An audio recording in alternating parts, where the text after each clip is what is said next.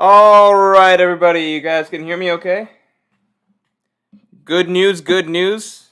I know we're a tiny bit late, but it was for a valiant effort or for a good cause, which is setting up the stream to look much nicer, right? We've got the good camera, we've got the good audio. You guys should be able to hear good audio right now, right? Right, I think we're good?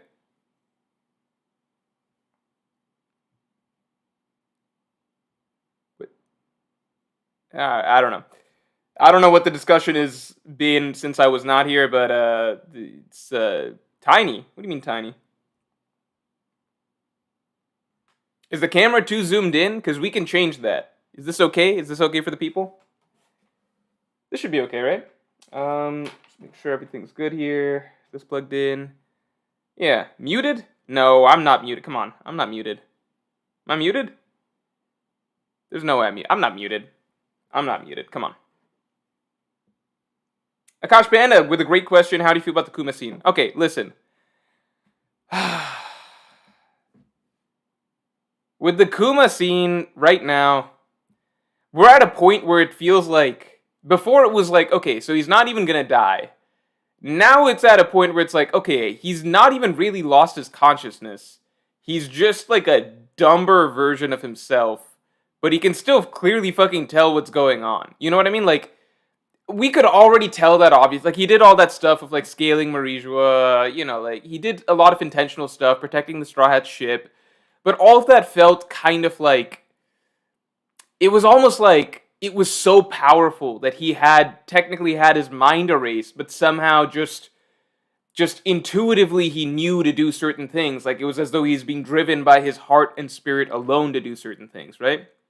But now we're shifting towards a point where it's kind of just like, he's there mentally. You know, he hasn't lost his conscious. Has he lost his consciousness? If he has, then I don't know what the fuck is going on. Because like now it's just like he can sightsee, he can process like complex complex thoughts and stuff like that. I feel like it's more so just like he fucking lost his ability to speak, which is sad, but not as sad as was portrayed in that scene where Vegapunk, you know, pulled the lever and everything.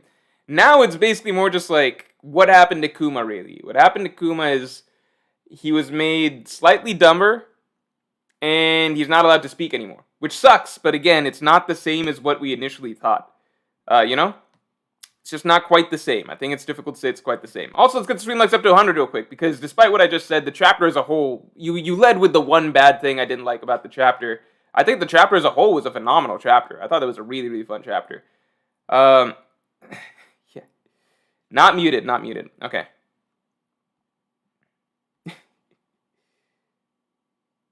Ichi says the frame is not correct, the sides are black. Oh, hold on. I can change that. Oh, yeah, I actually can't change that. Shouldn't have said I can change that. I can kind of shift some shit around, but it's the way that it's got to be. This is not my usual webcam. It's not the usual webcam. This is my editor's webcam that he's letting me borrow, so it has different settings. So I could try and change it on the fly and ruin the stream, or we can live with this. Fading Phase, thanks to the 5. Yasa really said, so that means they die for Usopp too? Oh, hell no. So what do you think Lafitte's mission is? Alright, Yasa had a good moment, because, you know, we've known that he's important for some time, just because he's Usopp's dad and everything, but he has, you know, I think out of the Red-Haired Pirates in general, like the key members, it's Ben Beckman first, then Lucky Roo got that cool moment in Chapter 1 and everything, and then Yasop. This was kind of the moment I feel like that we got a little bit more of Yasop, right? He took initiative. He's a hard ass, you know. He's a hard ass. He's not like his son exactly. So I really enjoyed the Yasop moment. I like that it wasn't as simple as like, okay, the Bartolomeo Pirates get off scot-free because, you know, they're good guys and, you know, they're friends to Luffy and everything like that. I like that there were consequences. I thought that was a really good choice. And I thought it was cool that the Red-Haired Pirates still refer to Shanks as their boss, but so it's more formal than it is with the Straw Hat Pirates. They're still like, you're our boss, and they'll actively call him that. But they will take the initiative to do certain things because they're like, boss, we got to do this. I like the dynamic a lot. Eric Reese says, and Morj was going to seethe over their happiness. I mean, I don't like it. I don't think it was like a huge part of the chapter for me. I didn't think about it, but it was the first thing that came up. Hold on. Real Linskov, thanks for being a Yonko tier member or Pirate King tier member. I'm sorry, man. Pirate King tier member for 12 months. Saturn's death will be kept a secret. Allows Blackbeard to use his likeness for whatever his plan is. And what is Lafitte gonna do? Deshaun, stop using my name. I'm Linskov and 12 months member. Okay, I see. So is it Deshaun Johnson using the name? Okay, I don't know. Also, Fading Phase asked what Lafitte's mission is, so this is 2-1. Lafitte's mission, I don't fucking know. I thought it was Egghead related, but now I'm really, really interested because it seems like just Katarina Devon and Van Augur went to Egghead. So now I'm just like, Lafitte, if we kind of pick apart the options, right? It could be another Marijua stealth mission, like another Marijua infiltration mission, because otherwise they're hitting all the other hotspots, right? Some of them are going after Law, some went after Amazon Lily. There's some overlap there, obviously. Some went after Hokage Island, some were guarding Hachinosu. Again, lots of overlap. Some went to Egghead. So Lafitte is kind of the missing piece. I feel like either he's on Elbaf sneaking around, getting some intel, or he made it to Marijua again. I think that'd be really cool. Echo Falls, thanks to 5. I'm the patron who posted the VOTP Whirlpool split up theory. Here to gloat, XD. Blackbeard / Lafitte are also going to solve food crisis as leverage for government deal. You don't need to gloat. Your patron name was VW, something like VW22333, 22333, right? I have already recorded the chapter review for tomorrow. I spent the beginning of that video basically hyping you up for having gotten that theory to correct, because I also think that you got the reasoning correct as to why this happens. Everyone watch out for the chapter review, because Echo Falls, if he is VW22333, 22333, he basically called out in the Voice of the People segment of the chapter review of chapter 1124 that the Straw Hats would get separated and why they would get separated. So watch out for the chapter review, because I go in depth into what he talked about there. So great call, man. Phenomenal call. Best Voice of the People call, I think, in history that I can recall. And there have been some really good ones, too. Sheriff Lafitte, thanks for being a Yonko tier member for 23 months, man. Maybe Nami just got drunk and navigated the Sunny to Elbaf while the Giants were asleep, so she changed the clothes herself. A giant couldn't do her hair. That's actually a fucking insane theory, because we've never seen Nami, like, drunk, but it could legit have happened. That would be so fucking funny. That would be really funny if the... I think the most that we've seen Nami drink, maybe recently, like, she was drinking quite a bit. If Nami just got drunk and navigated them to Elbaf, that'd be hilarious. Because she'd get roasted. They'd roast the shit out of her. Man, that'd be really cool. Tom, thanks for the 5. Oda could write a beautiful scene where everyone knows it's time to give Kuma a funeral, but Bonnie doesn't understand and wants to keep her dad Husk. I don't know. Maybe. We could see. I think Bonnie's old enough to understand the concept of death. How do I put this? Bonnie doesn't act like pre-time skip, she didn't act like the knowledge of a 10-year-old kid, and post-time skip, she doesn't act like the knowledge of a 12-year-old kid. I think that was one of the reasons we had people had a lot of difficulty realizing her age, because if you compare how Bonnie speaks and talks and acts to, like, Luffy, Ace, and Sabo when they were her age, it's, like, miles apart. Like, they talk and act like kids. Zoro when he was a kid, like, stuff like that. Like, Bonnie just acts like a fucking grown-ass person the way that she speaks and her maturity level, comparatively. So I feel like saying that she doesn't understand the concept of death is kind of, I don't know if that would fly. But maybe there's a good scene to be had in there. Blazing Blaze, thanks for the 10, man. Hey, Morj, some other people probably came to the same conclusion, but it seems like Nami and the rest of the crew got picked up by some giant kids and put into a Lego dollhouse on Elbaf. Oh, shit. You think that's what happened? A Lego dollhouse. That's kind of, I don't know about that, man. A Lego dollhouse. That would be Lego dollhouse. I kind of hope it's not something like that. I hope that there's something a little bit more fun and interesting than them just being on Elbaf, but I think it's very likely that they're on Elbaf now. You know, there's something a little bit more fun and interesting, like what, like, they're in a dollhouse. Let's say they're in a Lego type dollhouse, right? The giant-sized kids, that makes the most sense for being a giant Lego set, but then it's just not that interesting to me, because, like, we know that they're not in any danger, they can break out easily, yada, yada, yada. So, I don't know, that would be an interesting idea. The Senate, thanks to the 5, got cut from my university volleyball team, which kind of destroyed me, so I'm glad I still have this to enjoy. Oh, shit, I'm sorry about that, man. Seriously, that sucks. Thanks for being you, Morj, and thank you, One Piece. You got cut from... Damn. Yeah, so you still got this to enjoy. I'm sorry about that. I didn't realize that. That kind of... Yeah. Well, at least you were on your university volleyball team. I could make some joke about you watching Haikyuu, but I feel like that wouldn't be pertinent right now, although I already kind of said it. I hope you enjoyed the stream. You know, it's not the end of the world. It's University volleyball team. There's a lot more to life than that, such as enjoying this stream. And One Piece. Chris, thanks for the 5. Morj, before the yap about explosive bullets, Yasa probably shot the ammo room. Can't be hard for him since Usopp sniped through a 2x2 window in Dressrosa. I just don't know if Oda really cares that much about like what's causing an explosion or not causing an explosion. I think the reality is explosions are just cool. So yeah, maybe he sniped the ammo room. I think that could definitely be the case.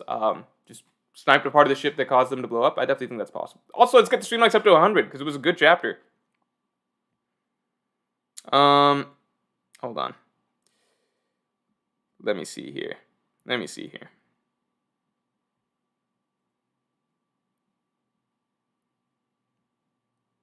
One sec. Fuck. We're a little behind. We gotta catch up. Hold on.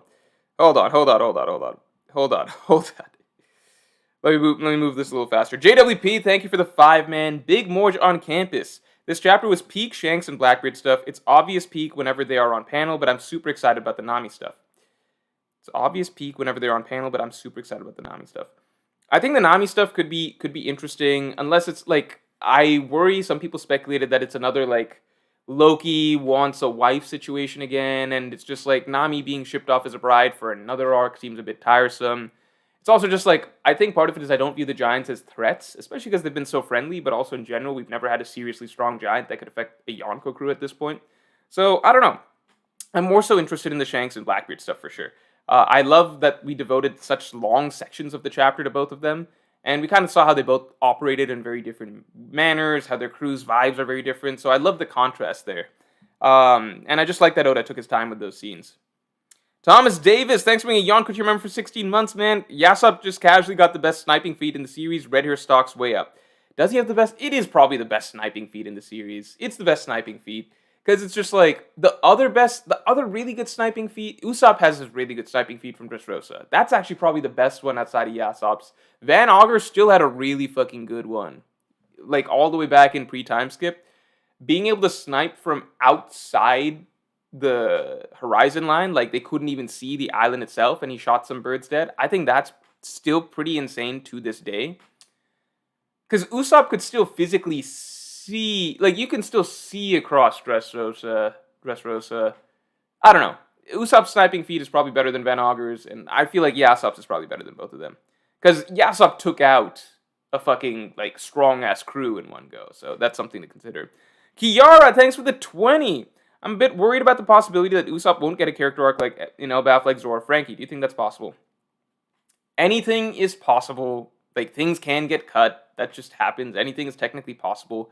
But I think there's clear evidence that Oda has not forgotten Usopp and his connection to Elbaf, and that he even had Usopp talking about it on the way to Elbaf, and how these are his masters, and how he's so excited to go to Elbaf. And I think just playing up Yasop's significance a little bit again, right before the arc kicks off, I think that has significance as well, you know? Just makes it a little bit more likely that there's going to be something there for Usopp. Gerard Williams, thanks for the 10. Brother Morj, you're not understand the wisdom of Sanji. Light doesn't hold a candle to love. Oda will do bigger and bigger things with the power of love as the story goes on. Hashtag romance dawn. Hashtag Kuma goat. I guess, man. Yeah, like, you're right, love matters a lot in One Piece. That was a prominent part of my Egghead Island thematic analysis, that love is a really important part of that arc, for sure. But I still think, like, if you just use that as an excuse to negate consequences in general for certain things, or, like, to try and play up tragedy, you know, like, my whole thing is just, like, it's fine if like, I'm perfectly fine with the idea of Kuma and Bonnie having a happily ever after. I just think that in that case, Oda shouldn't have ended Kuma's backstory with that whole scene, because you're not earning that scene. You're not actually creating a tragedy. You're just trying to imply a tragedy, while in reality you're planning for a happy ending, which is two very, very different storytelling routes, right? So to me, it's just like, if Oda wanted a happy ending for Bonnie and Kuma, then just don't do that whole pretend shit at the end of Kuma's backstory, where you're like running through all the phases of his life and stuff, because it's just bullshit, right? Kuma's life, he's gonna live a very happy life for the rest of his life if he's not actually dying or whatever, right? And also Romance Dawn, while I understand what you're saying with Romance Dawn, you gotta keep in mind that romance in the context of One Piece is not romance in the romantic love. Like, it's called Romance Dawn as in romance, the sense of adventure, right? Romance has different meanings. This is the other meaning of the word romance is how One Piece generally uses it. Brian Meets World, thanks for the 10. Have a friend who's a new One Piece fan. He feels that the Gear 2 reveal was very underwhelming and pretty much bad because it being revealed randomly against Bluno instead of against Lucci. I've never heard anybody who's a One Piece fan say they didn't like the Gear 2nd reveal. I've never heard that. Did he watch the anime? Because the anime is so wild with it that, like, I feel like it's almost impossible to not like the Gear 2nd reveal. Because if I'm being honest, if I'm thinking about One Piece's action, you can literally divide it into before Gear 2nd and after Gear 2nd. Pre-Gear 2nd, One Piece was kind of behind in terms of how it animated, like, its anime, like, action choreography. Like, you know, if you watch, like, a Naruto or a Bleach, characters are, like, zipping around at super fast speed and doing, like, that anime sort of, like, disappear and reappear type thing, right? In One Piece, they just... It was, like, very, like, you watch the previous fights, like, Luffy's biggest fights in One Piece beforehand, and, like, you can watch Luffy versus Crocodile, and it's a very dramatic storytelling fight, but the actual action, it's, like, so far off other anime. Then Gear 2nd hits, and it's just, like, the level of action and speed and choreography, it just goes up 50 different notches, and suddenly it's like, holy shit, One Piece is really, really, really, really phenomenal action series as well, you know? I can understand the critiques that he's got and that it kind of comes out of the blue. Luffy does mention that he's going to work on something, and then he reveals Gear 2nd. Gear 2nd can feel kind of random when you don't have the explanation of how he's doing it, but the explanation of how he's doing it is really fair and very interesting when it comes. I think giving the exposition to it right off the bat would take away a bit of the hype of the moment, so I think I prefer the way Oda did it. But saying that it should have come against Lucci, I think people may have felt like it was a bit too much of an ass pull if, like, Luffy pulled it out against Lucci, like, without any sort of prior context or whatever. I also think that it flows really well with Luffy doing against Bluno first, because no matter what, if Luffy pulls it out against Lucci, that was going to be like a hard-fought, long, drawn-out battle, right? Like it was. Doing it against Bluno was important for storytelling momentum and just tone, in that, like, the Straw Hats had hit a very, very harsh low point, right, with the events of Water 7. And they were coming out of, like, a very difficult, emotionally harrowing experience, and, like, were picking themselves back up, piecing themselves together, and then they're like, you know what, we are the Straw Hat crew, we're going to go all the way to Enies Lobby, we've taken a lot of L's, but we don't care, we're going to start picking ourselves back up and, like, climbing back up to go get her back from the ends of the world. And then from then on, it's the Rocketman experience. And the Rocketman experience is essentially this, okay? So, let me frame this. The Straw Hats take a shit ton of L's. They're broken in pieces, etc. They don't know who they are, blah, blah, blah. They put themselves back together. They're like, we're the Straw Hat crew. We're going to go do this. Let's roll. And there's this huge wave of momentum that rides with this, with them allying with the Frankie family, the Galila company, etc. They get on the Rocketman, and the idea is the Rocketman is a one-shot straight launch all the way to Enies Lobby. And the whole Rocketman sequence is supposed to feel like just build like a snowball building momentum. So that's why the whole Rocketman sequence, it's set up in a sort of like first they come up against Aqua Lugana and they punch straight through it. Then they're coming up against like Ship Cutter T-Bone and they're fucking him up. Then they're coming against it's just like a continuous series of them just like, the idea is like they're supposed to be storming their way across the ocean to do the impossible, and you're riding this wave of momentum, and even when they hit Enies Lobby, the wave of momentum doesn't stop. Like Luffy's launched himself into the city, and he just keeps going. Like, he's taking on like hundreds and then eventually thousands of those Marines are just like a unstoppable force tearing through Enies Lobby, right?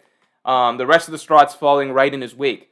So it's this idea of, like, once they started Rocketman, there's no stopping. So they're just tearing their way across the ocean. They're hitting Enies Lobby. Luffy just keeps going. He's, like, fighting like a one-man army, just fighting through all the forces of the world government, right? All the way up to Bluno. And Bluno's kind of like a checkpoint in the sense that, like, that's the end of that whole sequence. So it's this huge snowball that's been rolling and rolling. Luffy punching his way through all this shit, getting through all the Marines, etc., getting all the way to the gates of, or like the Tower of Justice or whatever. And then finally, like, Bluno shows up, who is the CP9 agent, who was a huge obstacle to them back in Water 7. And then Luffy just demolishes him this time around, right? He just absolutely wipes the floor with him. So it's like, it's supposed to feel like this emotional crescendo to a very fast-paced, like moving sort of like literally like an unstoppable rocket man that's like torn its way across the ocean, right? So I think the Bluno fight is actually, now that I think about it, it's like a perfect piece of storytelling in the sense that you don't really like, you want to get that sense of like climax to this whole sequence, right? And then after that, it's like a bit of a reset. You know, all the rest of the Strats catch up, everyone squares up, the rest of CP9 squares up.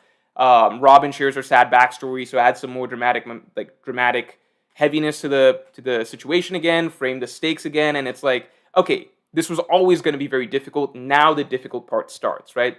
But before that, the entire start of like after they lost in Water 7, from the moment that Luffy pushes those buildings apart and gets on the Rocket Man, the idea is that it's just supposed to be this sort of like revenge tour by Luffy and the Straw Hats, you know? Like they're supposed to get their series of wins, getting the momentum back, and Bluno is the final domino to fall in that series of wins, with Luffy showcasing Gear second and hammering into the reader's brains that, okay, this is going to be different because Luffy has leveled up to a totally different level. That's, to me, really, really, really powerful storytelling. So, sorry to harp on that, but I think that, like, the more I thought about that, I was like, no, that was, like, a really, really fucking good sequence. And I think it's a valid complaint to say that the power-up came out of nowhere. Luffy did hint at it a little bit, saying he'd worked on something. I still think it's a valid critique, but I think that Oda sacrificed that little bit of, like, setup for more so the feeling of concluding this giant revenge tour by Luffy and the Straw Hats as they fought their way through all the world government's forces to get back to have a conversation with Robin. So I thought that was really, really good. But, you know, it's subjective. People can like stuff, dislike stuff. It's all good. Alright, catching up here. PG24, thanks for the 5, man. What the fuck, Morj? I called Straw Hat separation and chapter predictions for the last 2 chapters, and then you don't do one for this chapter. I'm sorry, man. I only do the chapter prediction stuff for... That was a good prediction. I'm sorry. That was a good prediction. And I told you were wrong. I think I said multiple times that I thought that you were incorrect when you said that Oda's going to separate the Strats again. So everybody, let me acknowledge this. PG24 was also correct. He's made multiple predictions. I usually do the chapter predictions during a break week. The last predictions we did was a full-on Elbaf predictions. So if you got it right for that, then obviously you will be listed as one of the winners. I think for the... Fuck, I gotta check the Elbaf predictions. You'll be listed as an Elbaf prediction winner, you know? I'm sorry about that. Sorry about that, man. You have been saying that. You are correct. I did forget about that. I think the reason that I thought that VW22333's prediction was really, what really sold me was when he brought up the man marked by flames and the whirlpool aspect as potentially separating the crew. So, you know, sorry about that. PG24 was also correct, everybody. Everybody give him props. You were right, man. You were right. I'll remember that next time I see you making predictions and stuff. Count Dogula, thanks for the 5. Loki, who's a child, put Nami in his Lego house to play with, made with Wapple brand Legos. I don't think Loki's a child, though, right? Wasn't Loki born during fucking Big Mom's backstory? Right? Isn't Loki old as shit? How old's Loki? Could somebody tell me how old Loki is? How old's Loki now? Wasn't Loki born during Big Mom's backstory? So Loki's like fucking 80-something years old or something like that?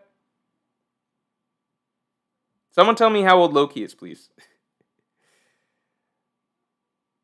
Also, let's get the stream likes up to 150. Fuck, stream's gotta load. Hold on a second. Okay. Fatingo! Always good to see you, man. Thanks for the 5. What are Bonnie's and Lilith's roles here? Bonnie seems to be not joining the crew. Being with Kuma seems more like a Kinemon, Kanto, and Momo situation. It's possible Bonnie doesn't join the crew. Lilith just has less to work with than Bonnie in terms of... Like, Bonnie followed all the things to joining the crew. And Bonnie has a simple role, which is apprentice.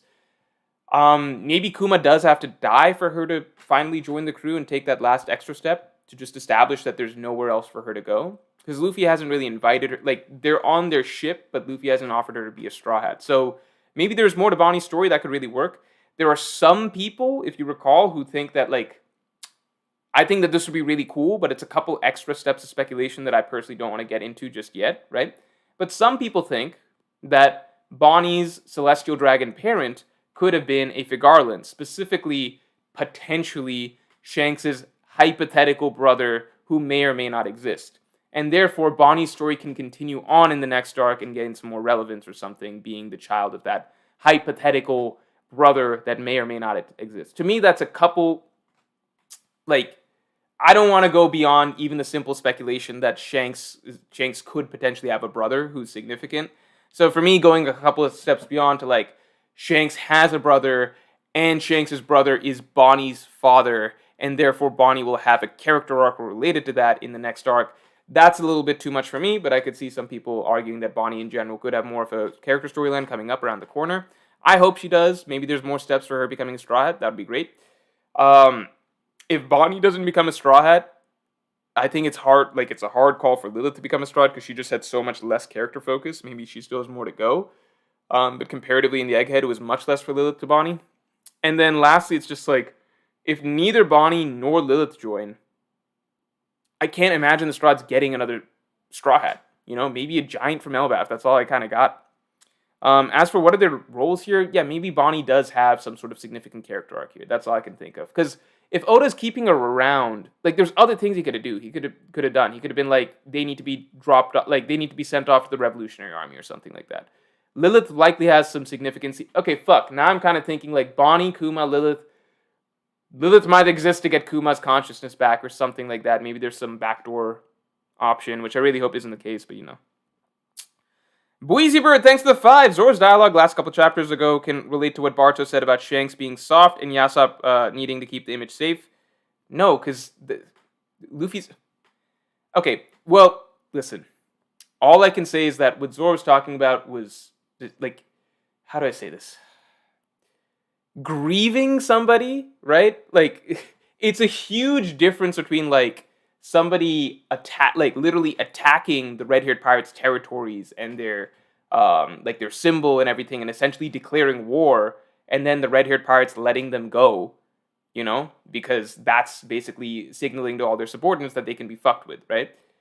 Zoro criticizing Luffy for grieving for somebody, for like a friend, that's just bizarre, and that has nothing to do with like showing a soft image or anything like that, right? Like, you think Roger didn't do that? You think, like, fucking Shanks specifically, like, it goes against the fundamental ideas of One Piece, which is that having these emotions, that doesn't make you weak, right? In fact, Shanks literally teaches Luffy that it is okay to cry after you lose somebody, like after the Ace incident and everything. Like, that doesn't make you weak. That's the general, actual message of the story. Like, literally, to think that what Zoro is saying has any iota of truth in there, that's like a Kaido thing to say. It's just downright antithetical to all of the ideas of stories like Whole Cake Island, right? Egghead Island, an arc about love, about bonds, etc., right? Like Marine Ford, like the lessons from there, like it's the exact opposite of everything that One Piece stands for. And it's never once in the story ever been implied that you need to, like, the only way to be strong or to appear strong is to never have emotions. That's the literal exact opposite of the themes of the story.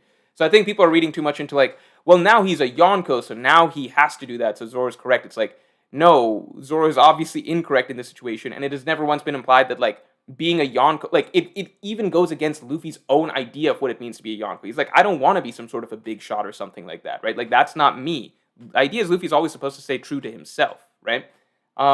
Whatever Zoro's saying there is just fundamentally incorrect and goes against every single theme in One Piece.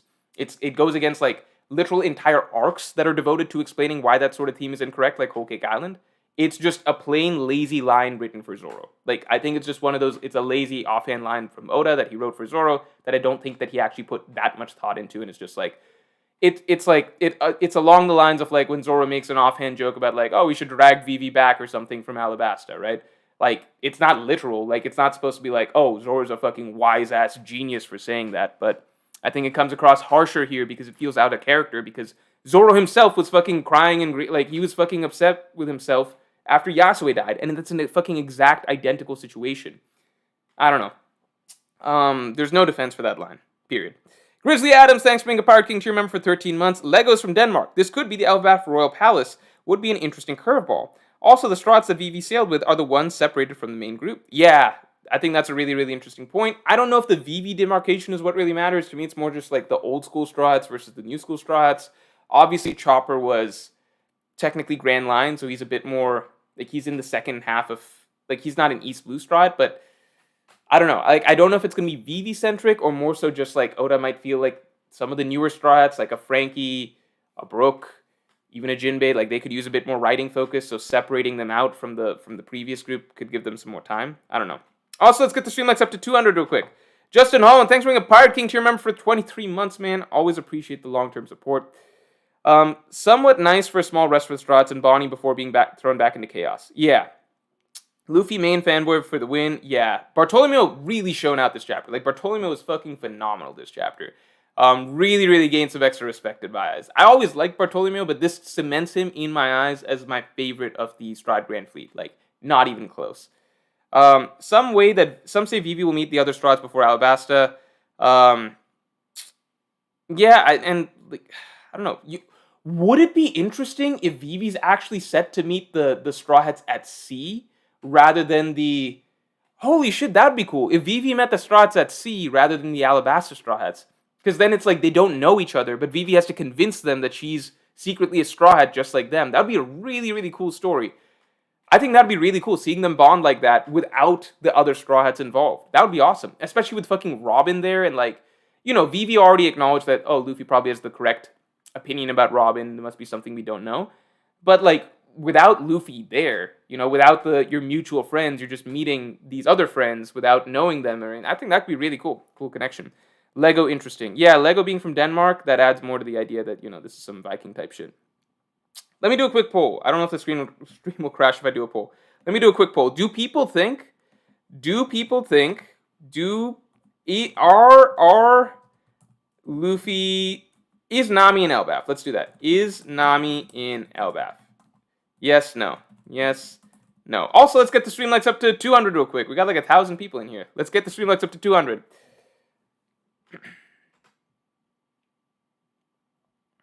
One second, please. Give me a second. Let me just load this.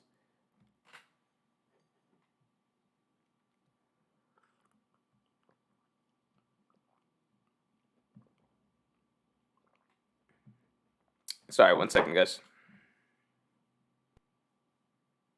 Finny saying, love the slideshow stream, Morj, very innovative. I'm sorry, guys. I'm doing my best to stream this. I'm doing my best. Or should I say my laptop's doing my best. Doing its best. Okay, people think that Nami's in Elbaf. Definitely think it's possible she's in Elbaf. Definitely think it's definitely possible that she's in Elbaf, but it's just like... How do I say this? To me, it's just like, how? How does it make sense? The theory that somebody said a little bit earlier that maybe Nami just got drunk at night and took them to Elbaf, I love that idea. I think that's fucking hilarious. Drunk Nami just likes drunk navigating. Niranjan Pandit, thanks for the 5. And thanks for your first super ever, man. Thank you. What do you think about the Alabasta / East Blue Straws getting separated? What's Oda cooking here? So my thought is that so I think it's good for 2 reasons. One is simply that, 3 reasons actually. 3 reasons. Number one, right? Number one is just allows more time for character writing. Because I think with all the Straw Hats, it just gets fucking... Like, the more characters you have in an ensemble, the harder it is to write for each character in said ensemble. I think that's best seen by fucking how in Heghead Island, Oda didn't have time for any of the Straw Hats. He just had to focus on the side characters, right? It's easier... Like, Whole Cake Island is an arc that was phenomenal writing for the Straw Hats that were there. Sanji, Nami, Brook, even Chopper got some good writing there. Obviously, Jinbei. Because it's just a smaller group. You get better character writing when you have a smaller group. Dressrosa, I would say, is kind of an exception, but that's because Oda wanted to focus on the Grand Fleet more, But if you have, like, this 10 Straw Hats, you split them up, you just get more focus for each of them. So, 1, I think that's good from a writing perspective. 2, the group at sea is significantly more, how do I say this, more vulnerable. All right? They're missing the monster trio. They're much more vulnerable. I do think that if the man marked by flames is not what the cause was for the separation of the group, I do think that the man marked by flames, who creates vortexes and whirlpools and shit like that, could show up and cause havoc on the group that's at sea. Like, whereas he wouldn't be able to do that so easily if Yonko, Luffy, and his right and left hand man were there, right? So I think that the man marked by flames does have to make his appearance sooner rather than later. I think it will be related to the Elbaf arc because the man marked by flames has the poneglyph. And I think debuting with showcasing some sort of whirlpool ability, I think that's a really, really strong possibility. So with that in mind, the last thing is simply the Vivi stuff. I think Vivi's out and about, so either Vivi is set to meet the Straw Hats who are at Elbaf right now, we can assume it's Elbaf, or she's set to meet the Straw Hats who are at sea. And both of those have very different combinations that could both be very interesting in terms of writing direction that it could go. Tom, thanks for the 5. She's old enough to understand death, but may not want to give up his body, wants to keep him. Also, blowing up the fodder ship isn't a feat. Shut the fuck up, Chad. Who even cares? Like, we'll find out how strong Yasop is when we find out how strong Yasop is. You know, it's more so just like a cool flex, right? I don't think it's a feat in that sense. It's just, I don't know. You could argue it's the best sniping feat. You could argue whatever. But we'll find out how strong they are when we see, okay? And I don't know, that's interesting, because, like, one thing is that Bonnie did react in a certain way when she first saw that pacifista, and she called it her father at the very start of Egghead Island, so, you know, that childlike emotion and attachment just to the visual image in the body, that does exist, so I could see that. Dig so small, I piss on my balls, thanks for the 2. Alabasta 6 about to meet Lily? Lily, Vivi, Casey the MC, thanks for the 5, man. I've been brainstorming ways Enel can come back. What if Fujitora pulls down the moon? If you had to speculate, how do you think Enel will return?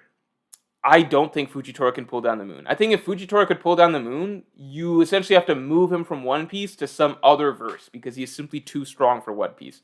There is no character in One Piece, maybe Emu or something like that, I don't know. But if One Piece characters can't do shit like pull down the moon, I think in general, from what I've seen in One Piece strength, things tend to cap out at about island level in terms of power, like of singular attacks, you know? Like, even Whitebeard, for all the shenanigans he did at Marineford, he didn't actually end up sinking the island of Marineford, you know? Fujitora pulling down the moon would just be too insane. It would destroy everything, right? As for how Enel could return, I think it could just be a more organic return, or the Strats end up going to the moon itself, and Enel turns out to be there, right? So either he returns, because he says his final words in the story are I will come back someday, or the Strats make it to the moon, and then Enel is just like this minor, weak little character at that point that they barely even pay attention to, you know? Stormfox, thanks for the 2. Shanks, Elbaf videos down the drain. He said at Kid. He said at Kid? He said at Kid? What does said at Kid mean? He said at Kid. What does this mean? What does said at Kid mean?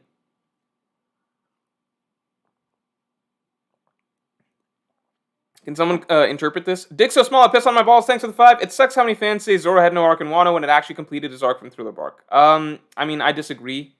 I strongly disagree. I don't think it really completed any sort of arc of his from Thriller Bark, but, you know, you can wait for the Wano video, which will be out soon, and we can talk about it then.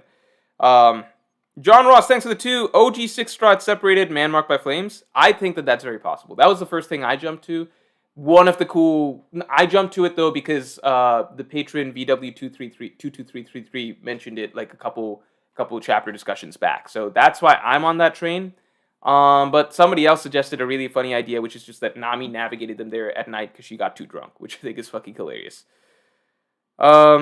Isaac St. Charles, thanks a lot. Top 30 this week, Morj? And who changes Nami's clothes? Oh, Tom says, Morj, they're saying Shanks left Elbaf. No, but Shanks can leave Elbaf but still come back. That's still a base of his, as far as we can tell, right?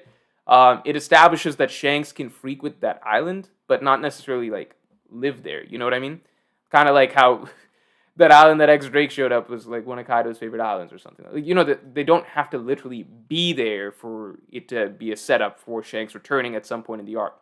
I've said before that I think that Shanks not being there at the start of Elbaf could be very, very important, because generally, when the Strats are at a new island, new location, Oda's main focus is trying to set up the story of that island, right? What's the story of the citizens? What's their situation? What's the conflict going on for them? Stuff like that, right? Like, you need time to sink into all of that shit.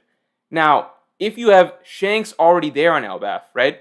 Nobody's gonna give a shit about the Giants. It's just the way it is, you know? We'll be cutting away to chapters where, like, Usopp's talking to Loki and they're both having some character growth or some shit, and, like, people are just gonna be like, people are not gonna be as interested. They want Shanks, you know? It's similar to how, just think of fucking, like, any arc, you know? Like any arc whatsoever. You generally don't want to, like, have the super interesting shit. Like, if Oda's taking his time at the beginning of Egghead, right, to to introduce us to the story of Vegapunk, introduce us to Bonnie's conflict, things like that. Like, the reality is, if you remember during that period of time, anytime we cut away to anything else, like Law Blackbeard, Shanks, Kid, stuff like that, people's interests spiked then. Like, people were really, really excited about that. People were not really, there was not as much enthusiasm about what was going on Egghead, even though that was very necessary setup for the story later on, right?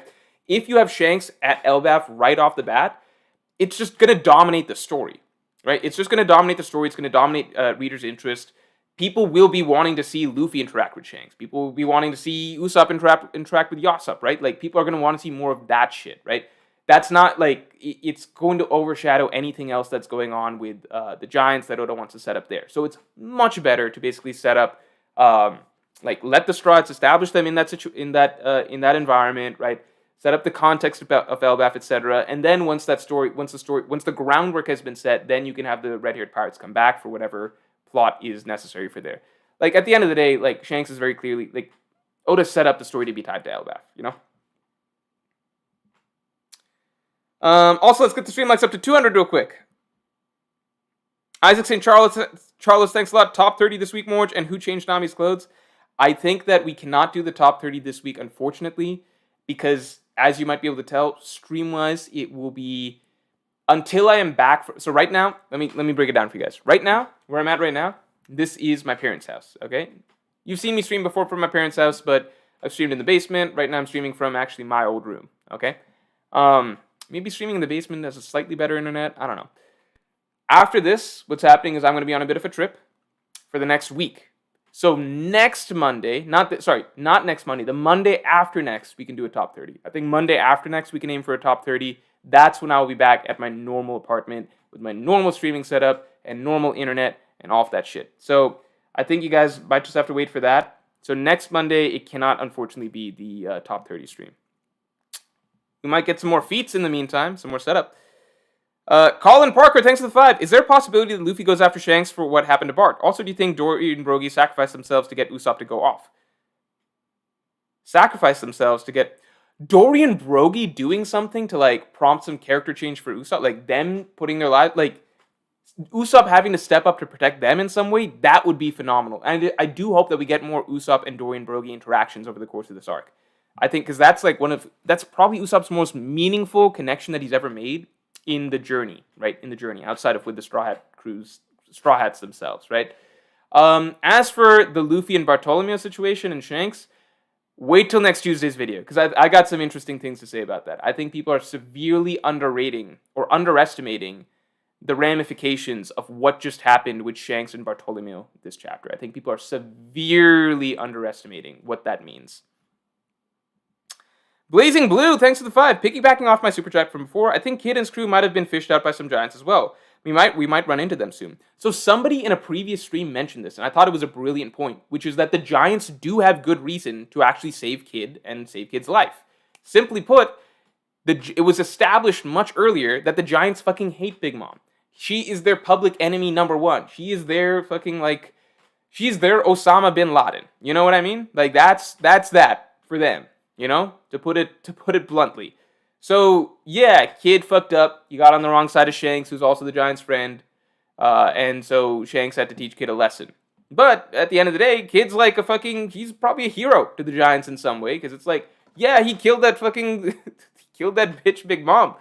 Yeah, we'll save his life. Like, why not? It's not. I don't think like Shanks necessarily said like, hey, Kid has to be dead forever. I think Shanks just taught a lesson. You know, like it's kind of like with the Bartolomeo situation. I don't think they give a shit if Bartolomeo lived or died. It's just like we're teaching him a lesson, you know? Mihawk D. Goat, thanks for being a Yonko tier member for 12 months, man. Any chapter involving Yonko making move is an automatic 10 out of 10. Cross-guild revs and marine update next chapter. Yeah, so we're at the exciting section of the story right now where I feel like every chapter, maybe not next chapter, because next chapter we might check in on what's happening with the Straw Hats at Elbaf, but with this chapter, with last chapter, right? We checked in on the Gorosei, the Holy Knights, right? And then we checked in on the Revolutionaries. This chapter, we're checking in on Blackbeard pirates, and then we're checking in on the red-haired pirates, right? So maybe next chapter, if we are lucky, fingers crossed, we check in on Cross Guild, and then maybe the rest of the chapter is Straw Hat based. So it's crazy because obviously the Strats are the main characters. They're the ones that we like the most. But it's just at a point in the story where you can't help but hope that we also get as many chapters as possible, cutting away to the other interesting characters out and about, you know? Let's get the stream likes up to 200 real quick. Akash Panda, thanks for the 2. Shout out to Cup for calling Shanks captures Bart. Oh, did Cup, like, the Cupboard Scan, like, TCB call that? Or Cup somebody else? Who called that? But yeah, that's a great call. Brian Meets World, thanks to the 5. He says the moment could have been legendary if it was used at the end fight against Lucci when he was almost beat. Like, it's like if we got Super Saiyan Goku versus Ginyu. Super Saiyan Goku at Ginyu. Oh, I see what he's saying. He's saying it's like if we got Super Saiyan Goku at Ginyu. I get what he's saying.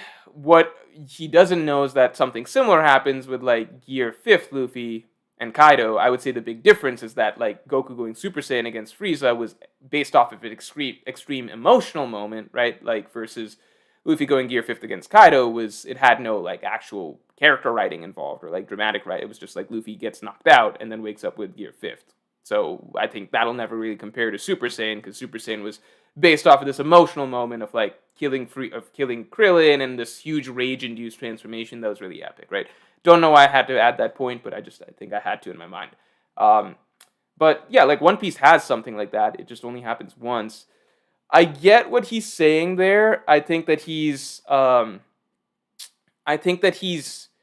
taking, like, a template of how one transformation went and applying it to this one, because it's just like, and saying that all cool transformations have to be that way, because it's like, I get what he's saying. I think this is unique in its own right. You know what I mean? Because yeah, usually if I'm thinking throughout history, like, yeah, Sage Mode Naruto, it's cool to see it debut against Pain for the first time, right? Like, Bankai Ichigo, it's cool to see it debut against Byakuya the first time, right? It's kind of rarer that we see these final transformations, or, like, these epic transformations, be first used just to wipe the floor with some guy and then have a prolonged fight with somebody else. That's true. I think if it helps, like, Ashura, Diablo Jambe, those are things that do get debuted in their main fights for the arc. I think that, like, just because certain things work well for other transformations doesn't mean that they always work well for other contexts, right? Like, I think that there is value to basically setting up, how do I say? I think there's a lot of, like, even if he didn't enjoy Luffy versus Bluno, I think Luffy versus Bluno is a unique fight in anime, kind of precisely for that reason, that we got to see the protagonist debut their primary power-up against somebody who wasn't even close to being able to handle it, but somebody who was a very difficult opponent for them beforehand, right? So I get that it wasn't against the final boss, but I think it'd be more so, okay, I think the comparison, if you were to put it in Dragon Ball terms, would be something more like this. It would be like, if Captain Ginyu had caused Goku a bunch of troubles earlier in the story, right? Like, imagine Frieza and the Ginyu Force showed up to Earth or something like that, and then, like, you know, Goku's trying to get at Frieza and stuff, and Frieza, like, practically ignores him, and instead Captain Ginyu is fucking up Goku, right? And humiliating Goku, right? Imagine we see Goku struggle with the Ginyu Force first, and it's just like Frieza as well on this whole other level or something, right? And then Goku Master Super Saiyan shows up and just, like, reveals to Captain Ginyu tries to get in his way, and Goku just, like, wipes the floor with him with Super Saiyan first, and he's like, "You're not worth my trouble, let me get to Frieza," right? I think that would be closer to this, because I think the missing piece is that Bluno was an opponent that Luffy fought earlier and struggled with earlier, but now Bluno's just not even, I think that's the difference to me. I think that's the difference, that we got the struggle with Bluno first, and now we get to see that, like, somebody that Luffy previously struggled with isn't even close to being on the same level as him, and Luffy's leveled up that much that now Luffy can actually go toe-to-toe with the main guy. And I think that getting to see Luffy have that transformation against Bluno first, it now creates a lot of anticipation for Luffy versus Lucci, because beforehand it's like, we don't even know how Luffy could do against Lucci. It's like, people might have even been thinking, like, maybe it has to be a team effort to beat Lucci or something like that. Now that we know that Luffy has this power-up, now there's this sense of anticipation leading up to this sort of heavyweight bout between Luffy and Lucci, where it's like, Luffy's got Gear 2nd, Lucci was far ahead of him before. How do they stack up now? So it's almost just like a prize fight, if that makes sense, because we saw Luffy stomp this other guy. We're like, how does it? What's their head-to-head gonna look like now? Like Luffy versus Lucci. So I thought the anticipation was amazing. I thought the build-up was amazing, and I thought it really like delivered on this like 12-round like just back and forth brawl between Luffy and Lucci. So I think the context is very different. I don't think it's as simple as like Luffy, like if Goku went Super Saiyan against Ginyu. It's like, well, imagine that Goku had fought Ginyu before and had a difficult time. I think that's the big difference. And the moment is legendary among One Piece fans, and I think it is a fairly unique fight in anime. So, if it's not his cup of tea, it's not his cup of tea, but I think that he's ignoring some of the context that makes it unique. Okay, hold on, catching up. Okay. June 02, thanks for the 10. Wonder if Loki wanted to marry Nami and kidnapped her as a callback to him rejecting Lola and the Absalom plot. Could be a way to get Big Mom back in the story and borrow some film gold inspiration. I'm just tired of the Nami getting married type plot lines or like her being used in that context. Yeah, I know film gold's not canon, but like the Thriller Bark stuff. So I hope there's something more interesting to it than that. Also, particularly just because I'm really curious like how we work that Loki stuff into all this, because there's just more interesting shit going on than like another fake wedding plotline. You know what I mean? Like there just is more interesting shit, right? We're dealing with we're cutting around to like Yonko doing this and that, and Figarland and the Gorsei and the Holy Knights and the Revolutionaries and like this worldwide conflict that's taking shape. We're far ways away from like an interesting plot being like Nami being kidnapped by like some random island prince or something and then like wanting to marry. It's just we've evolved past that point in the story. So I'm curious as to if Oda's actually trying to make a big plot point out of this. Hopefully it leads to something interesting is all I'll say. Kylo D. Swaggly Puff, thanks for being a Yonko tier member for 11 months. Honestly, the Bartolome scene was as powerful as the Buggy scene. I mean, yeah, it was a really, really, really good scene. That was a phenomenal scene. I think I preferred the Buggy scene just because I'm more attached to Buggy as a character overall, and I think that, how do I say this? The Bartolomeo scene was still in line with everything I knew of Bartolomeo. It was just, amplified. The Buggy scene was just adding a whole different, dimension to how I viewed Buggy as a character, right? It just revamped my entire perception of him as a character and what he represented. So I still really like the Bartolomeo scene, but the Buggy scene I think I prefer still a little bit more. Drew Bechet, thanks a lot for the 10. Shanks and by extension his crew are so unlikable to me. They've become annoying deus ex machina. Lack of detail about their true motivations doesn't help. Really dislike Yasa blowing up Bart. Yasa blowing up Bart, it's complicated because I like that it establishes that even though they're the good friendly guys on the pirate seas, as far as we have in terms of the Yonko right now, they still have a hard edge around them. They're not just all just nice guys, they still treat this shit seriously. They have territories, they have things that they have to protect, they have to teach lessons, things like that. So I like that they're not just good. They're mainly good, but they've also got an edge around them, So to me that made it more interesting. I do dislike Yasa blowing up Bartolomeo, but the thing is, if it was any other series but One Piece, then I'd be really upset about this. But because it's One Piece, I'm just we know Bartolomeo's fine, so I don't really think it's that big of a deal. But I get what you're saying. As for their motivations and everything, I think we're supposed to learn about their motivations soon. But right now, it's more so the idea of Shanks and his crew that's so interesting, right? Shanks has been really virtuous as a character in general. Now we're starting to see the harsher side of him as a pirate emperor, which is also it feels consistent with what we've seen before, but it adds an interesting edge to him that I think is interesting. Even if it's his crew executing a lot of this stuff, he's still okay with it as far as he can tell, Anime Dimension, thank you for the 10. Part 1, Shanks' crew beats Barto Club timeline-wise. Is it 1 month ago, or is it current time? It's confusing because I believe after Shanks comes to Wano, he dropped Marco at Sphinx Island. I kind of got to check again. I don't want to fuck up the stream by opening up that tab. My understanding is that it was 1 month ago from current time.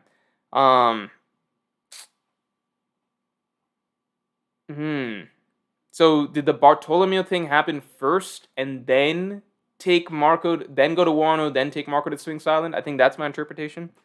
Also, thanks for being a Yonko tier member for 22 months, man. Part 2 took care of Bartolome crew and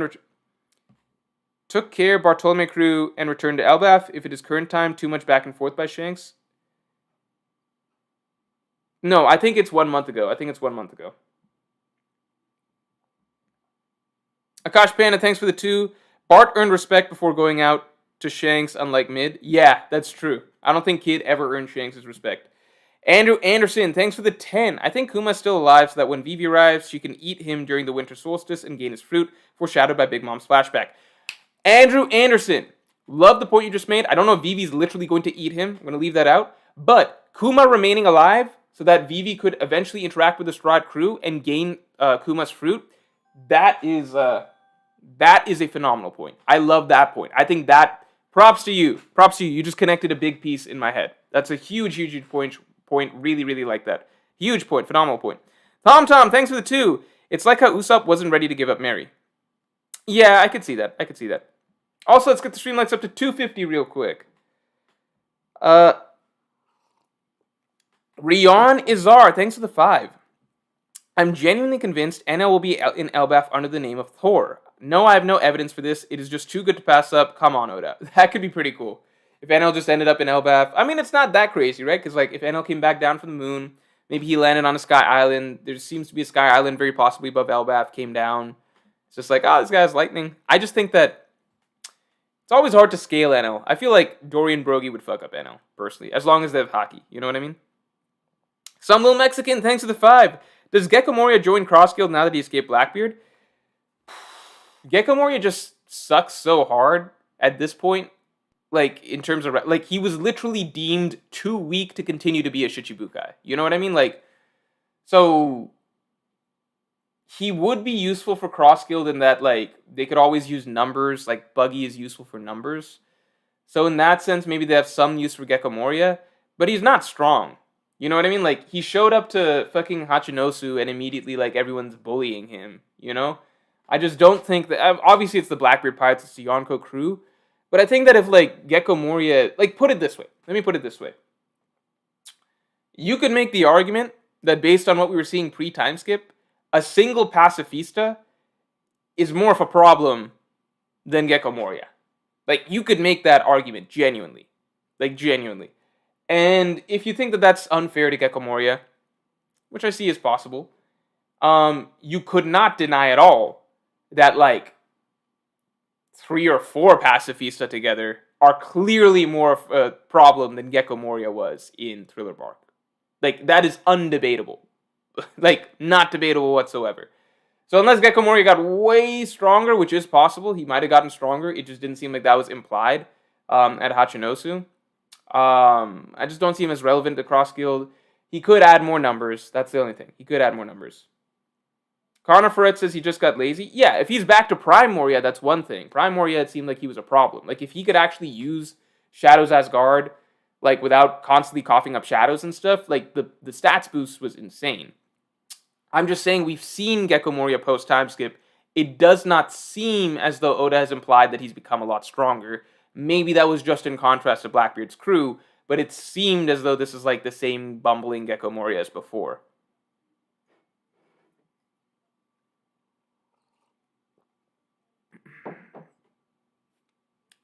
CC says Moria has so much utility, but didn't compete well in terms of strength. Yeah, he has utility. Kiara, thanks for the 20. What if Nami is with Emu?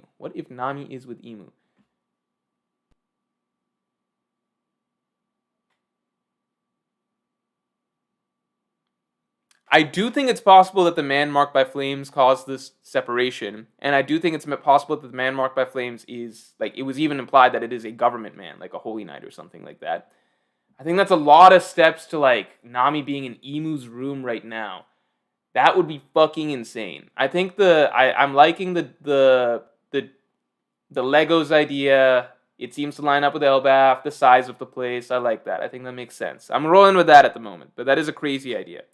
Emu's a weird dude, so him having a giant Lego room wouldn't be out of the question. JWP, thank you for the 10. Having a normal-sized person in a toy house is like the most common trope or idea in every movie or show about giants ever. Seemed like something Oda would do. I definitely believe that's what's happening with Nami. Yeah, it makes sense now. It makes sense now. It does make me regret doing my chapter review right after reading the chapter because, like, I didn't think of that initially. So some of the things I said in the chapter review are going to sound dumb. But the more people talk about it in the stream, the more it makes sense to me. But yeah, I still think it's possible the separation was caused by the man marked by flames. I think that would be cool to see. That or Nami navigating them, they're drunk. That's also really fucking funny. 100 donuts with faces, thanks for the 5. What if Usopp goes through his character arc before Dory and Brogy see him again? So their split up allows for a reaction of his new personality from them. That could be really cool. I wish that if that's the case, then we would have gotten a bit more interactions between Usopp and Dory and Brogy beforehand, you know? Like, because we did get like the, hey, my masters, that sort of thing, and like toasting and everything on the ship. But I would love for them to get to see him a little bit more, like a bit more from him and them while they're all together first, and then, you know, coming back with a new personality. I also don't think I ever want Usopp to like have a totally different personality, but showcasing, you know, more bravery or seeming like a true brave warrior to see, that could be really cool. Stormfox, thanks to the 2. Is Blackbeard going to feed the Celestial Dragons? I don't think so. Unless it's some like interesting ploy to help become king of the world, like become a king. That could be interesting. Like if he uses that card, he like comes through with some food for the Celestial Dragons, and then also uses Garp as the bargaining chip. I think that could be really, really good. I think that could maybe get him to be a king. Like he has leverage. Like he has Garp as like a leverage piece, and then he can also like carrot in the stick, right? Like he offers them carrots, probably some better food. But he could come through with some supplies for them or something like that, and then also be like, make me king, because I also have like a bargaining chip here. I think that would be that's a really, really good idea, Stormfox. That's a phenomenal idea, actually. That could definitely see that happening. And maybe that's why they helped establish that in this chapter. Wait a second. Hold on. We're putting some pieces together now.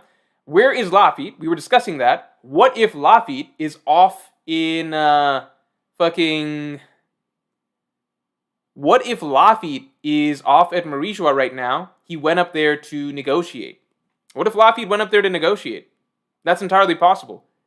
Because, like, otherwise they don't have a line of communication. So Lafitte could go up there and negotiate, be like, Lafitte doesn't know they have Garp, but maybe they could Den Mushi him or some shit. So he could go up there, be like, we'll offer you food, we'll offer you a Garp. That's a really cool possibility. I really like that. Akash Panda, thanks for the 5. I love the fact that we never see all the Blackbeard pirates together. Forces us to keep in mind that there's always some Blackbeard pirate out there doing something. That is a great point, Akash Panda. Especially just because, like, just think about Lafitte. Like, I definitely think it's very possible that he's back in Moria. Because he's the only one who can just sneak up there whenever he wants, right? Lafitte being back in Moria. Otherwise, what else could he be doing? Either he's at Moria or he's up to no good at Elbaf. Those are the two options. Moria or Elbaf. Jensen Peters, thanks for the 2. Hey, Morjipu, got into a master's program today. Oh, congrats! What master's program? Seriously, that's great news. My sister just started her master's program a couple months ago, and she's doing an accelerated 11 months one. So, yeah, I don't know. It just feels like I've been hearing a lot about master's programs recently. Not a lot, but you know what I mean. Like, it's just coincidental, I guess. Tom with a great point. Morj, they could have gotten ample amounts of food from Big Mom's territory. Holy shit. That is a great point. Oh my god. Blackbeard pirates could have picked up food from there. They've got Garp. They've got a lot to work with in terms of leverage with the world government. Lafitte goes up there, negotiates a little bit. That's a great point, Tom. Great point. Hold on, let me make sure this scrolls down. What's going on here? What is this? What's going on here? Okay.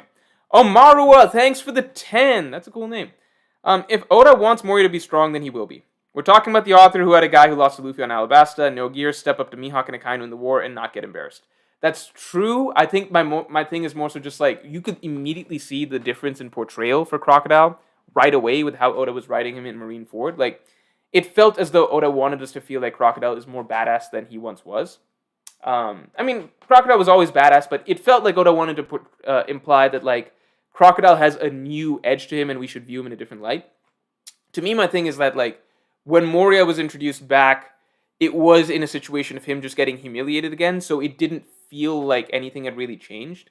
I think the simple fact that, Blackbeard referred to Moria as one of their more valuable captives suggests that he's still looked at in a certain light, but it also might just be like that he's got a fruit that's interesting. So there is that. Yeah, I think that's just the difference, is that its portrayal. It felt like Oda wanted to hype up Crocodile more, whereas with Moria, it did not feel as though anything had changed since the time skip. Again, we did not get a chance to see him against like a fair opponent. Being ambushed by the Blackbeard pirates is not the same. It's not a fair challenge.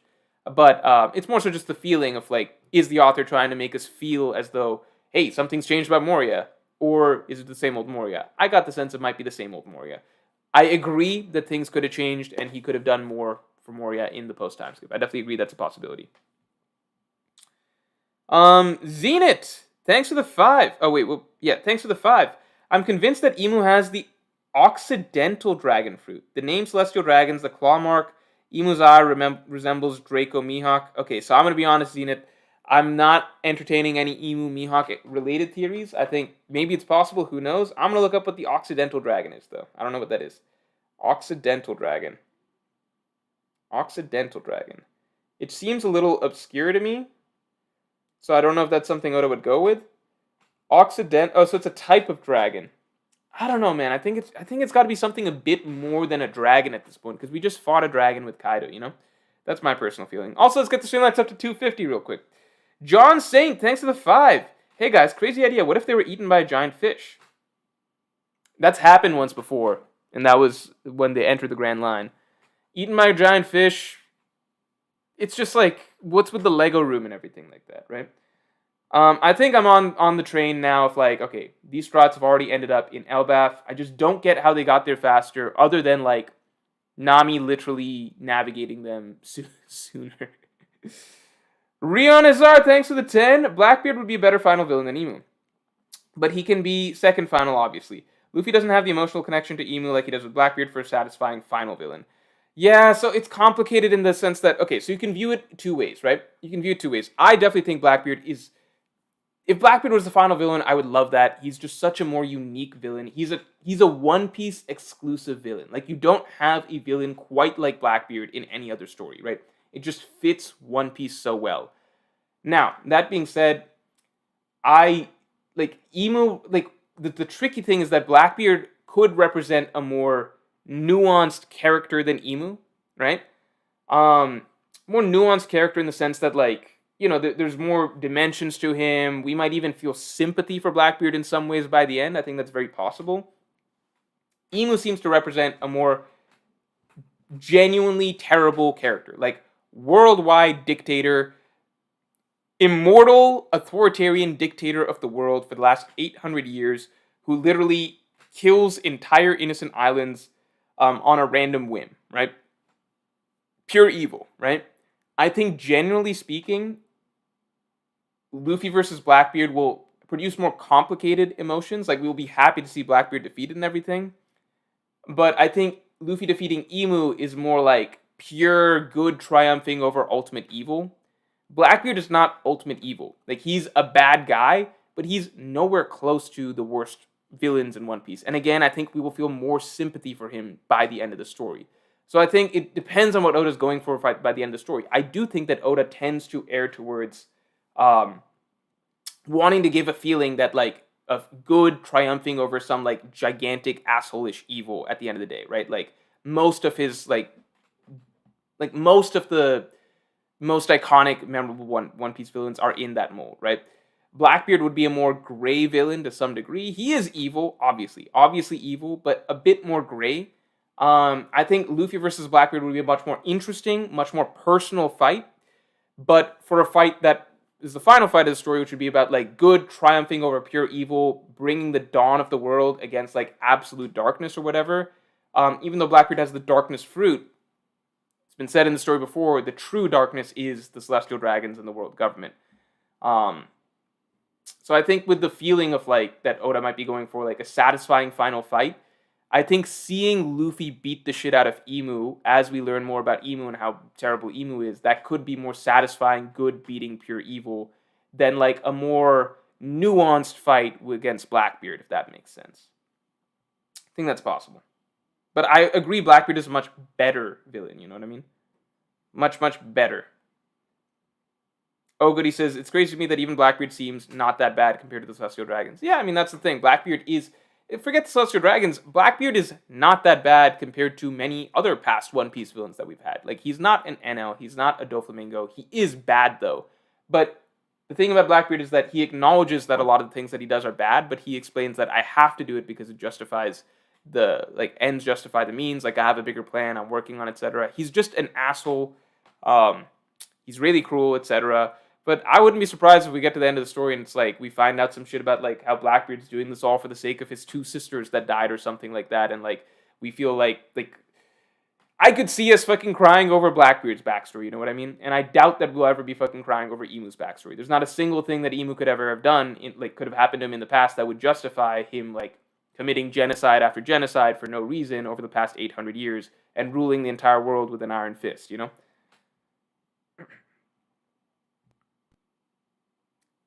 Jamie Allen, thanks for the 3, and thanks for your first super ever. I appreciate it. Man marked by flames, Shanks' brother, Luffy confused. I do think that there's a solid, very high chance that the man marked by flames is Shanks' supposed brother. I almost wanted to put that video out in the next, for next week, but I think that it's one of those that, we'll find out really, really soon. So, if anything, I should save it for a break week if it's not revealed next week, you know?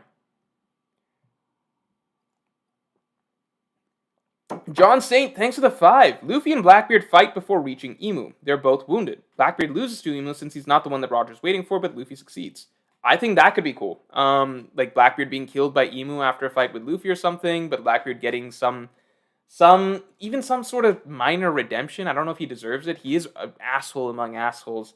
It's complicated, but I feel like Blackbeard's story being more complicated and having a more complicated end, and him having realizations towards the end that he's not the right person for this, he's not, the one that Roger was waiting for. I think that could be interesting. Also, let's get the stream to 300. Let's get to 300 because we're almost there. Rionazar, thanks for the 5. I'll never give up the hope that One Piece at its core is Luffy's story, and Luffy's emotional story cannot culminate anywhere else than Blackbeard. I think there's a difference between Luffy's personal emotional story, and so I think a great example is Luffy versus Kaido, right? Luffy's personal emotional story will likely conclude with Blackbeard. I think that'll be his most personal emotional fight, right? If you compare that to something like Luffy versus Kaido, Luffy had very little, how do I say this? If I were to compare to, say, Luffy versus Crocodile was very, very, very deeply personal. Because those two characters, they had many interactions throughout that Alabasta arc, starting with, Luffy in Rain Base, being captured there, and his conversations with Crocodile while tied up, or, while in prison. Then Luffy and Crocodile, their entire philosophical debate in the desert, and Crocodile breaking him for the first time. Then Luffy and Crocodile again on the top of the palace. Then Luffy and Crocodile again, underneath the tomb. And, if you track and piece together all of their dialogue, it gets very, very personal, and it gets very into the weeds of, what they value as pirates, as people, what they think about friendship, bonds, what actually matters, what it means to progress as a pirate, to try and become Pirate King. If you piece all their dialogue together, Luffy and Crocodile is very, very, very deeply personal, right? Luffy versus Kaido is actually really not. They don't really, they have almost no exchange whatsoever in Act 1, right? So, Act 1, they show up, and Luffy says, I'm the man who's going to become a king of the pirates, and then Kaido knocks him out, basically, okay? And then their fight begins on the roof, and their entire rooftop fight is fairly fucking chill. The majority of it is them, Kaido's praising Luffy, blah, blah, blah, blah, blah, haha. There's not that much venom from either side over the course of that, right? It's only towards the very tail end that, Luffy gets a little mad and he goes into Gear 4th, right? But for the majority of it, they're mostly actually, Luffy's actually having some fun fighting Kaido. At the end, he turns into Gear 5th and everything like that, and it's more so symbolic, Luffy defeating Kaido, even though Kaido is never, Luffy didn't hate Kaido that much, or didn't develop as antagonistic a relationship with Kaido as he did with, a Crocodile, or even, a Doflamingo. like it just didn't take that, like there wasn't as much developed hate over the course of their exchanges, right? Still, at the end of it, it was more so about what it represented with like Luffy as Joy Boy freeing the people of Wano from Kaido's rule, right? Luffy was doing it for the people of Wano ultimately, rather than like him and Kaido personally having developed a really deeply antagonistic relationship. Versus like Luffy and Crocodile, who really hated each other's guts all the way through. Even Luffy and Arlong, who only had like one fight, still throughout their fight, they debated a lot. They philosophized a lot. It became very personal as to like, you're making my navigator cry. Like, you're hurting my friend. Like, it just became a lot more venomous and a lot more personal and a lot more hate-filled, right? I personally think that like Oda does things different ways. Sometimes it's more so about what Luffy represents as he's freeing the people of a land. Sometimes it's more personal and focused, right? Everything's on a spectrum of those two things. I could definitely see Luffy versus Blackbeard being the most personal of Luffy's wins, but Luffy versus Emu being the most like grand and like symbolic of Luffy's wins in terms of like freeing the world from this evil, etc. I also disagree that One Piece is a story about Luffy's emotional journey. It's really not. One Piece is Luffy's journey at its core, but a lot of it also comes down to what Luffy represents in terms of how he influences the world around him. Luffy, like, the story is actually very light on Luffy's own personal emotional journey. For like an 1100 chapter journey, like story, that focuses on the main character as much as it does, Luffy's actual, like, things that actually delve deep into his character and his character journey are pretty light throughout the story. Like, you can narrow down like a lot of Luffy's emotions, and like he has very similar beats throughout many arcs. Like, there's very few arcs that I could pinpoint really hard and be like, this arc went hard on Luffy's emotional journey. I'd be like, Water 7 Enies Lobby, Marineford, stuff like that, you know? It is largely more so like Luffy as a symbol and what he represents moving through the world and the impact that he has on the people around him. So I think ultimately the battle to bring the dawn of the world, with Luffy representing, you know, the sun god, bringing freedom against Emu, etc., I think that's more likely than being the conclusion than like Luffy's very personal battle against Blackbeard being the conclusion. Put it this way, if this was like Naruto, then I could understand like Naruto and Sasuke being the final fight rather than Naruto versus Kaguya.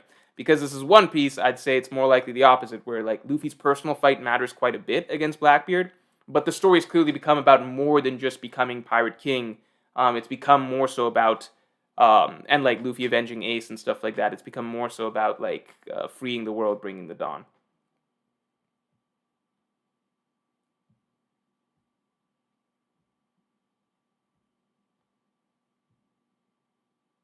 Miss Stormfox and my super. Oh, fuck. Sorry, 1 second. Gotta catch two supers real quick. Stormfox and Akash Panda. Oh, Stormfox, thanks for 2. Lafitte is at the Navy Shipping Unit HQ. Look at chapter. What?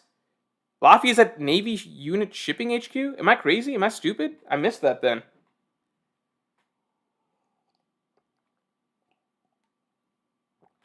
Sorry, I've been talking about Lafitte this entire time, and I didn't realize that he's not even, what do you call? His whereabouts are not unknown. I didn't realize that they were getting that report from Lafitte. Holy shit. Akash Panda, thanks for the 5. You ever party so hard that you wake up 2 days later missing your ship and half your crew? That's the kind of absent party I'd like to be invited to. The idea that Nami drank so much that she ended up in Elbaf is actually carrying so much weight now. Because like they specifically explain the type of drink that she had. They literally explain the type of drink that she had. That's rare, right? So they embellished the potency of the alcohol. I think that's very possible now. Here. Let me do a quick poll. It's the Green Fairy, right? Absinthe, by the way, tastes really good. Absinthe is a really cool drink. It's just not that common. I do like absinthe quite a bit. I've had an absinthe drink called the Golden Fairy, and I thought that's pretty cool. So I read Green Fairy. I was like, are absinthe drinks in general named after fairies? I don't know. How was Nami's crew separated?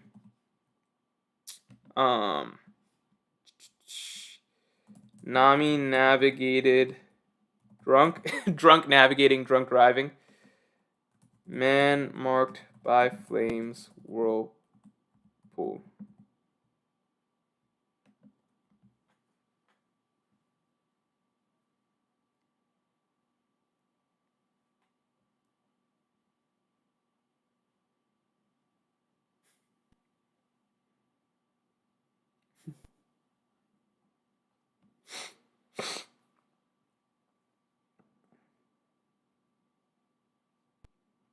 I should have given an other option.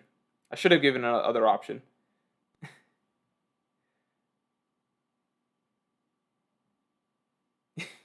Yeah, no sugar, no nothing. So the cool thing about absinthe, for those of you who don't know, when I've had it before, so there's you can have an absinthe drink that's pre-made for you, but you can also have an absinthe drink where because absinthe is very, very, very strong. It's an insanely strong alcohol.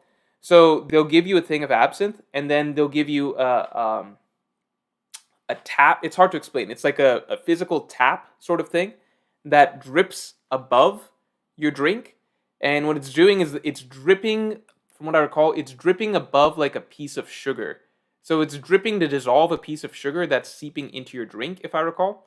And then like you kind of decide how like the sugar sort of fuck am I yeah, it's I don't remember the full setup. It's been a minute since I've had this full setup for absinthe, but the idea is that you're diluting your drinks enough. You're diluting your drink enough, I believe, with the sugar to get it to a point where it's drinkable for you, if I recall correctly how it's set up. So absinthe is really cool. Tastes really good. Tastes a bit like licorice, which you might not like for a drink, but once you try it a little bit, like I don't like licorice in general, but once you try it a little bit, you get used to it. Yeah, I should have said an either option. Might be something else. All right. Selwyn Tan, thanks for your first super ever. Would Luffy meet failure in the final war? If so, would it be against Blackbeard or against Emu? I think if Luffy fails again, it won't be against Emu. I think it'll be against Blackbeard. I think that failing against Blackbeard once would be good for Luffy. Like, just establish Blackbeard as a... My personal feeling is that I think that Luffy against Emu might almost have, like, a Luffy versus... Like, okay, there's two different definitions of fail. Like, Luffy technically failed against Enel in his first try, but it wasn't like a hard crushing defeat. It was more like he didn't quite get him the first time, and Enel kind of got away, right? Like that's very different from like Luffy being just broken by Crocodile, not broken, but like just crushed by Crocodile in the desert, or like Luffy being crushed by Lucci in Water 7, right? So I personally think that Enel could get the better of Luffy once, or even like Doflamingo. You know how Doflamingo got like beat Luffy once partway through the arc, right? Before he started the birdcage and everything, but it was like kind of quick and it wasn't that big of a deal. So in a sense, like I think with Emu could get the bet, like they could interact once, and then Emu could get the better of Luffy once, but not in like a really emotionally harrowing way. And then Luffy's able to bounce back and like get him the next time around. Like I could imagine that happening in the flow of the climax. I feel like Blackbeard is a villain that could straight up just beat Luffy once in a really, really brutal way. Just to establish Blackbeard more as this terrifying sort of force for Luffy. The reason I think that these two things could be different is because I do feel like Blackbeard is set up to be a more harrowing personal challenge for Luffy that I think could take the story in a darker direction. Whereas I feel like Emu, the way that Emu has sort of been set up, it feels more similar to me like a Enel or a Doflamingo as a sort of like this really powerful god complex type villain who runs into Luffy and is just like who runs into Luffy and like the idea is not that Luffy's supposed to necessarily like how do I say like there's a difference between like when Luffy's supposed to okay, let's frame it this way. There's a difference between it feels like there's villains where Luffy kind of runs into them and Luffy's the one that kind of has to learn lessons and grow in a certain way to beat them. And I would say like in the flow of the storyline to beat them, and that's something like I would say a Lucci or a Crocodile, and you could see that in those arcs, right? Versus storylines where like a villain is really built up and overconfident, right? And then Luffy comes in as basically this force of nature that shocks the villain by being a lot stronger than they anticipated. And basically, like, those are the arcs that, like, an NL or Doflamingo, like, those are the arcs that kind of feel like they're very liberation heavy. They're very much like sort of Luffy representing this hope arriving in this land. Like, do you know what I'm saying? Like, there's a difference in framing of those two type of villains, right? Like, NL was just like, Enel thought he's this all-powerful god, and then he runs into Luffy, he's like, oh, fuck, like, what the fuck, all this stuff Luffy can do. Doflamingo, he thought he's this all-powerful god, and even against Luffy, he had the upper hand the entire time, and until Luffy busted out Gear 4th and basically revealed that Luffy was way stronger than Doflamingo anticipated. And that was like a recurring comment throughout the arc that, like, Doflamingo, you're underestimating Luffy, you're underestimating Luffy. That was the thing that was mentioned multiple times. So I think there's these two categories of villains, and I think it depends on what Luffy's supposed to represent in a given arc. It's not like a black and white sort of thing, you know, but I'm just saying what one might lean towards versus the other. So there are these arcs where, like, it's more about Luffy learning it, like, to recap, there are these arcs where it's more about, like, Luffy learning some lessons and having to grow and experience, like, emotional difficulties and stuff and get stronger over the course of the arc, right? To overcome that villain. And that's like a Crocodile, that's like a Lucci type storyline.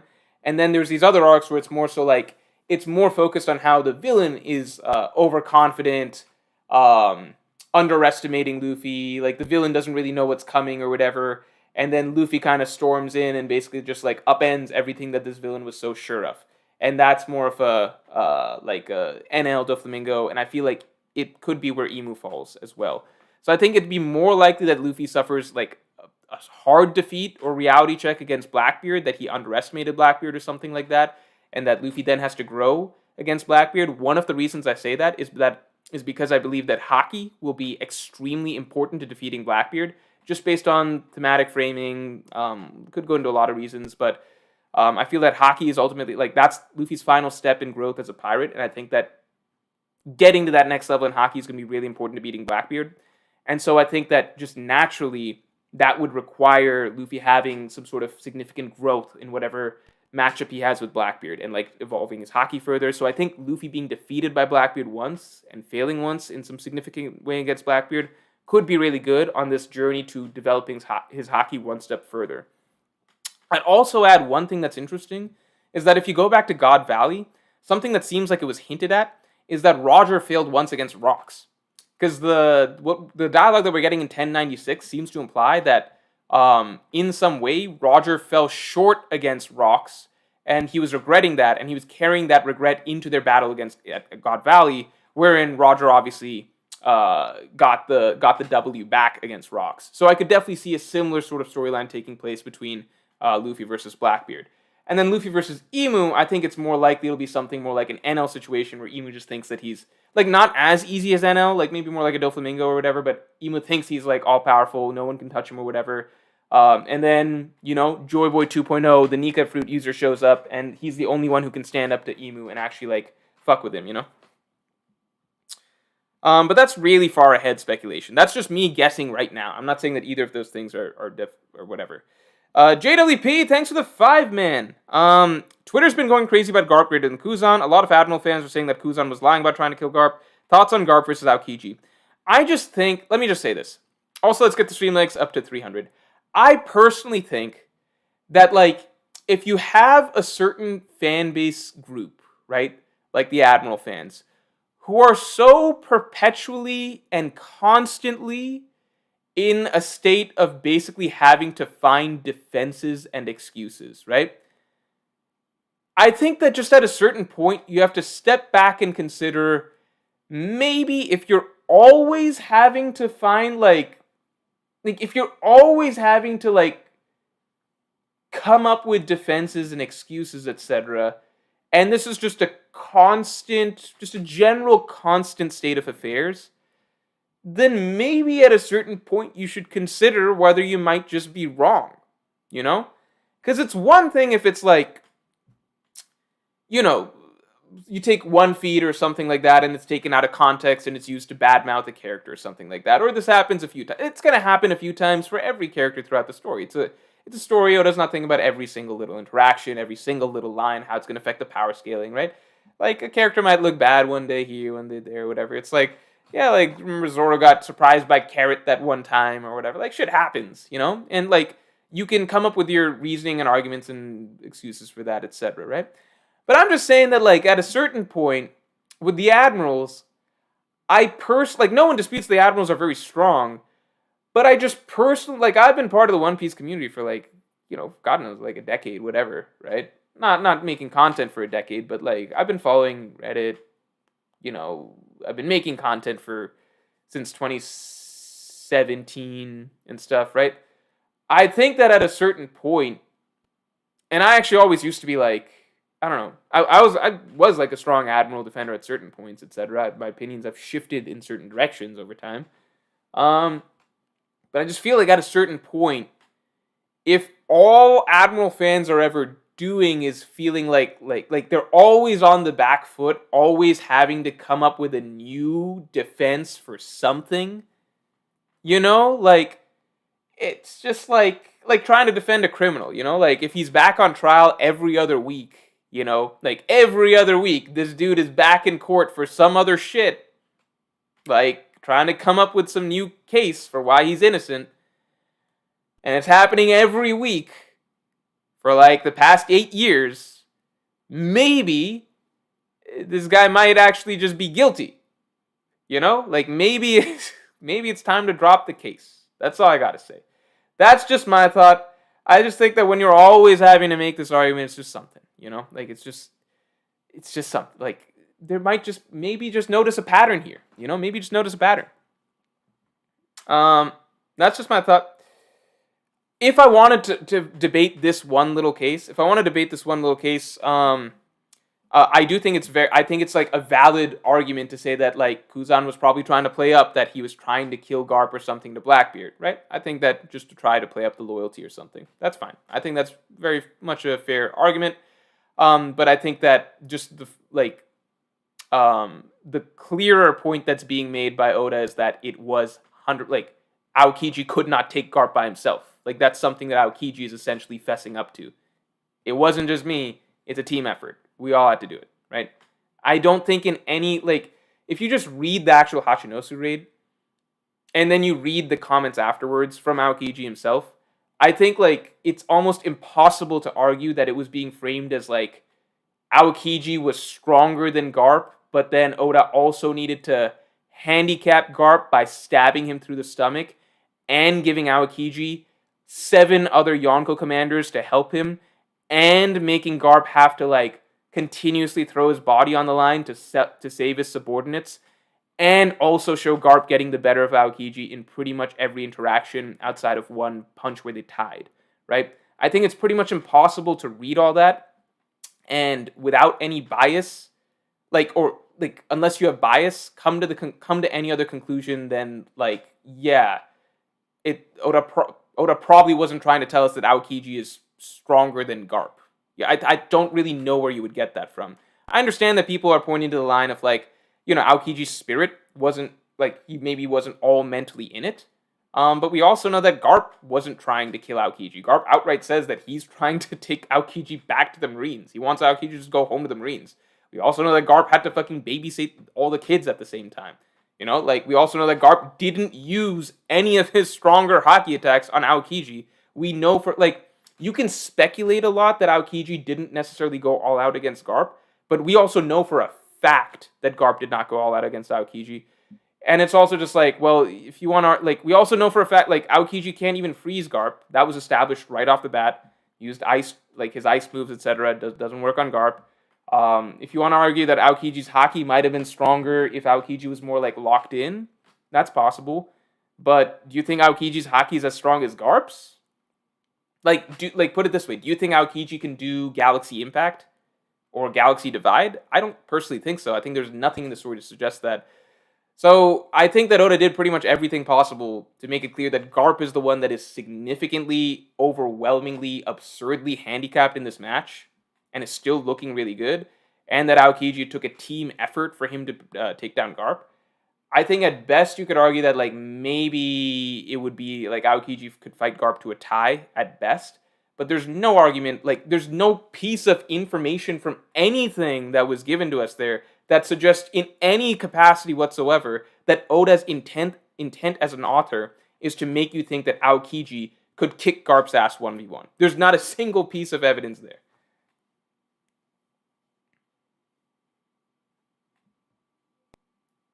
JWP, we covered that. EHB, thanks for the 2. When are we getting the Wano video? The goal was to finish it before I go on my trip. I did not finish it before I'm going on my trip tomorrow. I'm going to keep trying to work on it on the trip, so hopefully it can come out the following week. But there is an assembly line process. So I'm sorry it's not coming out the following week.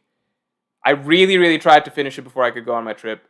It is not done. I am going to keep working on it during the trip. Wait a little bit longer, please. It is genuinely close to being done.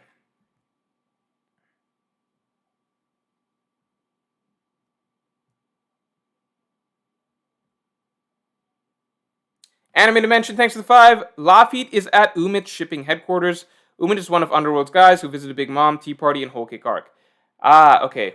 I gotta read that part of the chapter again. I'm sorry, guys. Yeah, let's get the Streamlets up to 300 real quick. Ken says Kuzan needed to team up. Yeah.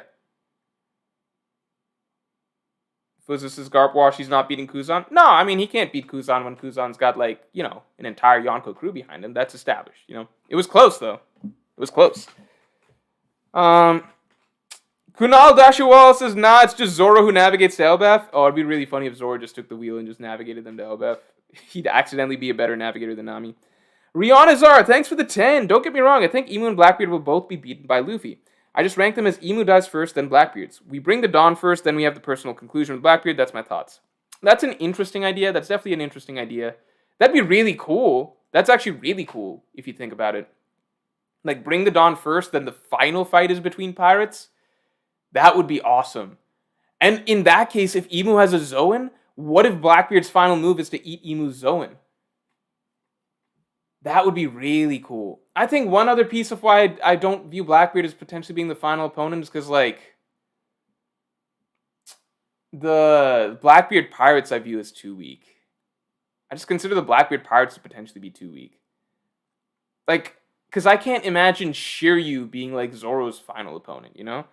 I don't know. Joe Mama, thanks for the 5. What if someone on Elbaf has the block/brick fruit and the room is actually normal sized? So it shrinks people? That'd be interesting. That'd be very interesting. Eyes96, thanks for the that's kind of a broken fruit. Eyes96, thanks for the 10.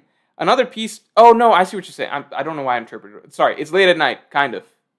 So you're saying that somebody just built that room kind of with blocks and bricks. For a moment I was just like, wait, so then the room has to have been shrunk? I don't know why I thought that. That was stupid. But block/brick fruit, set stuff up. Yeah, that'd be cool. Like a Lego type fruit. That'd be interesting.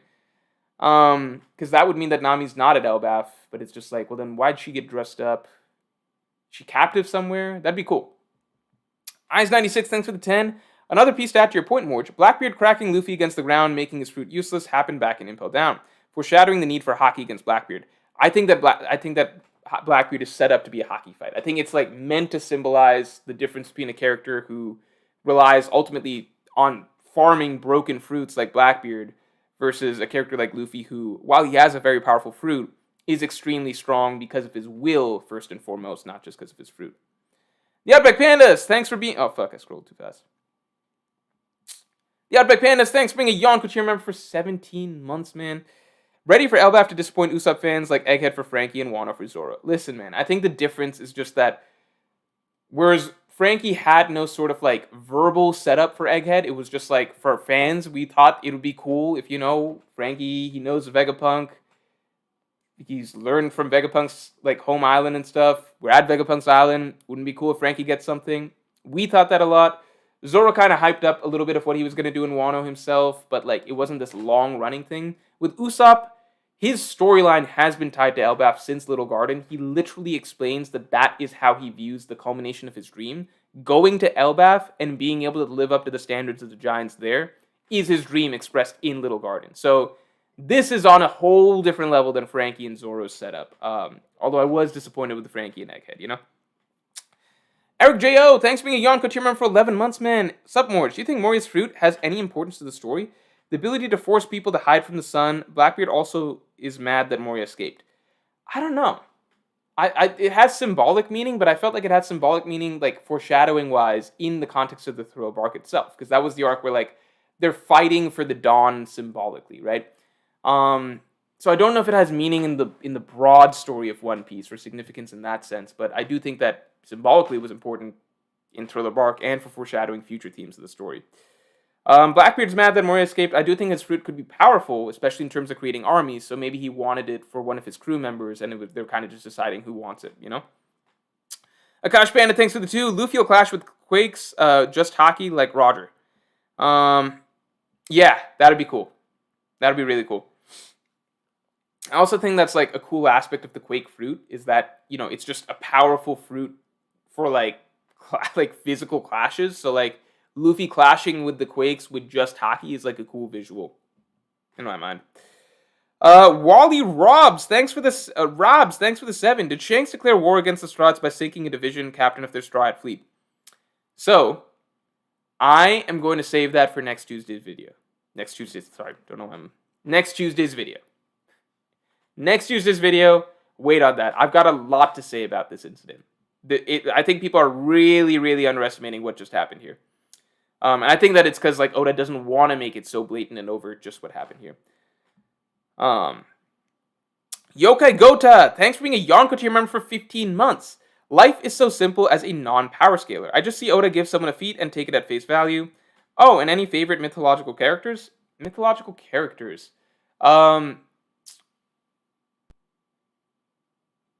Favorite mythological characters are mostly Hindu characters. Like I love Krishna. Krishna has a lot of great stories. Shiva has a lot of great stories. From the Ramayana, I was never a big Ram fan personally. It's a bit too goody-goody. The Mahabharata, I liked Bhim a lot. Yeah, a lot of Hindu mythological characters. I think like Krishna and Vishnu, same person essentially. One being an incarnation of Vishnu, right? I always liked them, and I've always felt like they had the most interesting stories. Beyond that, I'd say in other mythologies, I've liked Greek mythology a lot when I was younger. Zeus is just a cool character in Greek mythology because it's just powerful and lightning and shit like that, and he has lots of epic battles like against his father, like Kronos, and like leading the war against the Titans, and then later on against Typhon and everything. Like Zeus' stories are just cool, that they're grand and epic, and all the other god stories are like I think that's one thing. Like a lot of the other Greek mythological gods don't get cool battle stories like Zeus does. A lot of the Greek heroes do, like Hercules and stuff, but like a lot of the I don't know any big fight that Ares won or whatever, you know? Yeah, those are some of my favorites. That's Chi. Thanks for the 10. I'm not sure if anyone mentioned it, but the crew are split by Who Knows Vivi. Do you think this could be Vivi's introduction to the other half of the crew until the other half resolve their situation? So that's something that was brought up early in the stream, and I strongly believe that's possible. A lot of people are saying that this is a good chance for the OG Straw Hats, the original 6, to run into Vivi again. I feel like now I think it's even more like I think it'd be way cooler like Vivi's at sea. These other guys, like the newer Straw Hats are at sea. I think it'd be way cooler and more interesting for them to meet rather than just like the traditional reunion with the OG 6, because there's just more interesting character stuff that can come out. How does like Vivi and Robin interact and navigate that that whole thing, you know? So I'm really hoping that happens. But I do think that the Vivi point is significant now. Honk Shu, me. Thanks for the 5. Was the poison Barto drank the Elbaf LSD because was his ship sinking a hallucination? Is that how Shanks is the observation hockey killer? I don't think so. I think that was legitimate fake poison, not LSD. And I think Yasa really did fuck up his ship. That's my opinion. Rujan Doru, thanks for the 5. Blackbeard using Garp in a deal with Crossguild's marine bounty system to join their parties, giving his crew that endgame feel. Bit on my mind. I think that'd be cool, but it's because like it adds Mihawk to their crew and everything. But I think that the Blackbeard Pirates are supposed to just be the Blackbeard Pirates, you know? Not like a group that is supposed to add Crocodile and Mihawk to their roster, then actually become a lot stronger. I also feel like Crossguild are supposed to be more so anti-heroes at this point in time, whereas Blackbeard's crew is supposed to be like genuinely the bad guys, you know? So I think it would be merging two groups that are better off as separate entities right now. Everything and you, thanks for the 5. When is Manga Moria coming back? You dropped the greatest manga analysis on the platform with the Chainsaw Man video and never uploaded again. The Chainsaw Man video still hurts because I do think it's the best. I think it's maybe the best analysis video I've done, period. And I think it's the best Chainsaw Man analysis out there, period. And that was a lot of the comments were saying that on that video from people who were not my former viewers, like not Morj viewers. New people who are Chainsaw Man viewers who came across that video. The problem is that video got age restricted. So the viewership cut off after like a... I've ranted about this so many times, but that video was going on like a crazy high trajectory in terms of views. So it was taking off way better than I could have ever imagined or hoped. And then it got age restricted because Chainsaw Man has some explicit stuff and I use a lot of manga images in my videos. And once a video gets age restricted, the viewership just, it gets cut off in a way that like no other video gets cut off. It's just like, basically YouTube will stop promoting it whatsoever. So you have to actively search the video to find it. That was really disappointing because it was just a very high effort video and I felt like the reception was really, really, like, it gave me a lot of joy to see the reception that it was getting and a lot of encouragement to want to keep doing videos on other manga. But yeah, the age restriction really hurts. It's not a big deal now, but I do want to let me finish the Wano analysis first, then I can start thinking about getting back into Manga Moria and doing analysis of those level for other manga. Basamel Madawi, thanks for the 5. We are on a giant's island. Oda is going to have fun with the scale. Nami is probably in a kid's toy set. Reading Gulliver's Travels may give hints. Fun fact, I did a book report on Gulliver's Travels back in 8th grade. We were allowed to pick different, like, books from, like, classic books from, like, a certain time period or whatever. I picked Gulliver's Travels. They all had to be in a certain genre. Let's see, I read Broadvindangians, the Lilliputians, then you get some horse people. It just dropped, like, it's hard to explain. Like, Gulliver's Travels is about, like, he visits 4 different islands, if I remember, and the author drops off, like, it's actually a really good start. Like, it's really fun initially, but the author's, like, ability to write and keep things interesting, like, he runs out of ideas or something, like, he runs out of ways to keep it interesting. It drops off really hard after the first couple islands. So he starts off with, like, an island where, obviously Lilliput, everybody's really small. Then he gets to an island where Gulliver is the small one and everybody else are really, really big. And then after that, I think it's some horse shit and then some sky shit. I forget the next 2 exactly because it just gets less interesting. But I was really loving the book at first. And I liked that book a lot because it introduced a cool concept. It's just like sometimes you're reading an old-ass book and then it drops like a concept that you think is like, oh, that'd be really cool and interesting in general, right? So Gulliver first goes to an island where like everyone's really tiny, right, Lilliput. And then he goes to an island where like he finds that normal-sized humans are really tiny compared to these giant-sized humans. So he's a Lilliputian size to these people, essentially, right? And then that leaves Gulliver thinking like, damn, like I wonder if there's some island out there where like these giants would be Lilliput-sized compared to some other race. And like I wonder if that just goes on ad infinitum, like, and he just, you know, it's just like a cool little concept of like, holy shit, like just everything is relative in that sense, and like me being a giant to some, others being a giant to me, they could be like, who are giants to them, etc. I don't know, it was cool. Anyway, Gulliver's Travels for Clues, I don't fucking remember that book at this point, not the full details, but it's not terribly plot-based, it's more so just like, you know, shit just happens, like it's kind of learning about the islands a bit, but the plot is actually not that in-depth from what I recall. Kiara, thanks for the 20. Speaking of mythology, seeing how successful Wukong game is, it'd be interesting to see new games dive into culture that we haven't seen, like Hindu mythology from all the stories you told us. Hindu mythology stories would be really interesting. The one tricky thing with Hindu, I think there's a ton of potential for that. The one tricky thing with Hindu mythology, the really tricky thing with Hindu mythology, I think is, actually, hold on, there's 2 tricky things. There's 2 tricky things. I think the first being, let's start with one, okay? The first tricky thing with Hindu mythology is that it's, whereas the other mythologies of the world, and I guess I committed a faux pas even talking about this as mythological characters. I shouldn't even have said this. Like, the difference is that, like, Greek people don't believe in, like, Zeus and shit anymore, right? That's not a religion. It's not mythology, right? Egyptians, as far as I know, they don't believe in that shit anymore. Like, it's not their religion anymore, right? I think. Norse people don't fucking believe in, like, Thor and Odin and shit anymore, right? Hinduism is still very alive and real as a religion.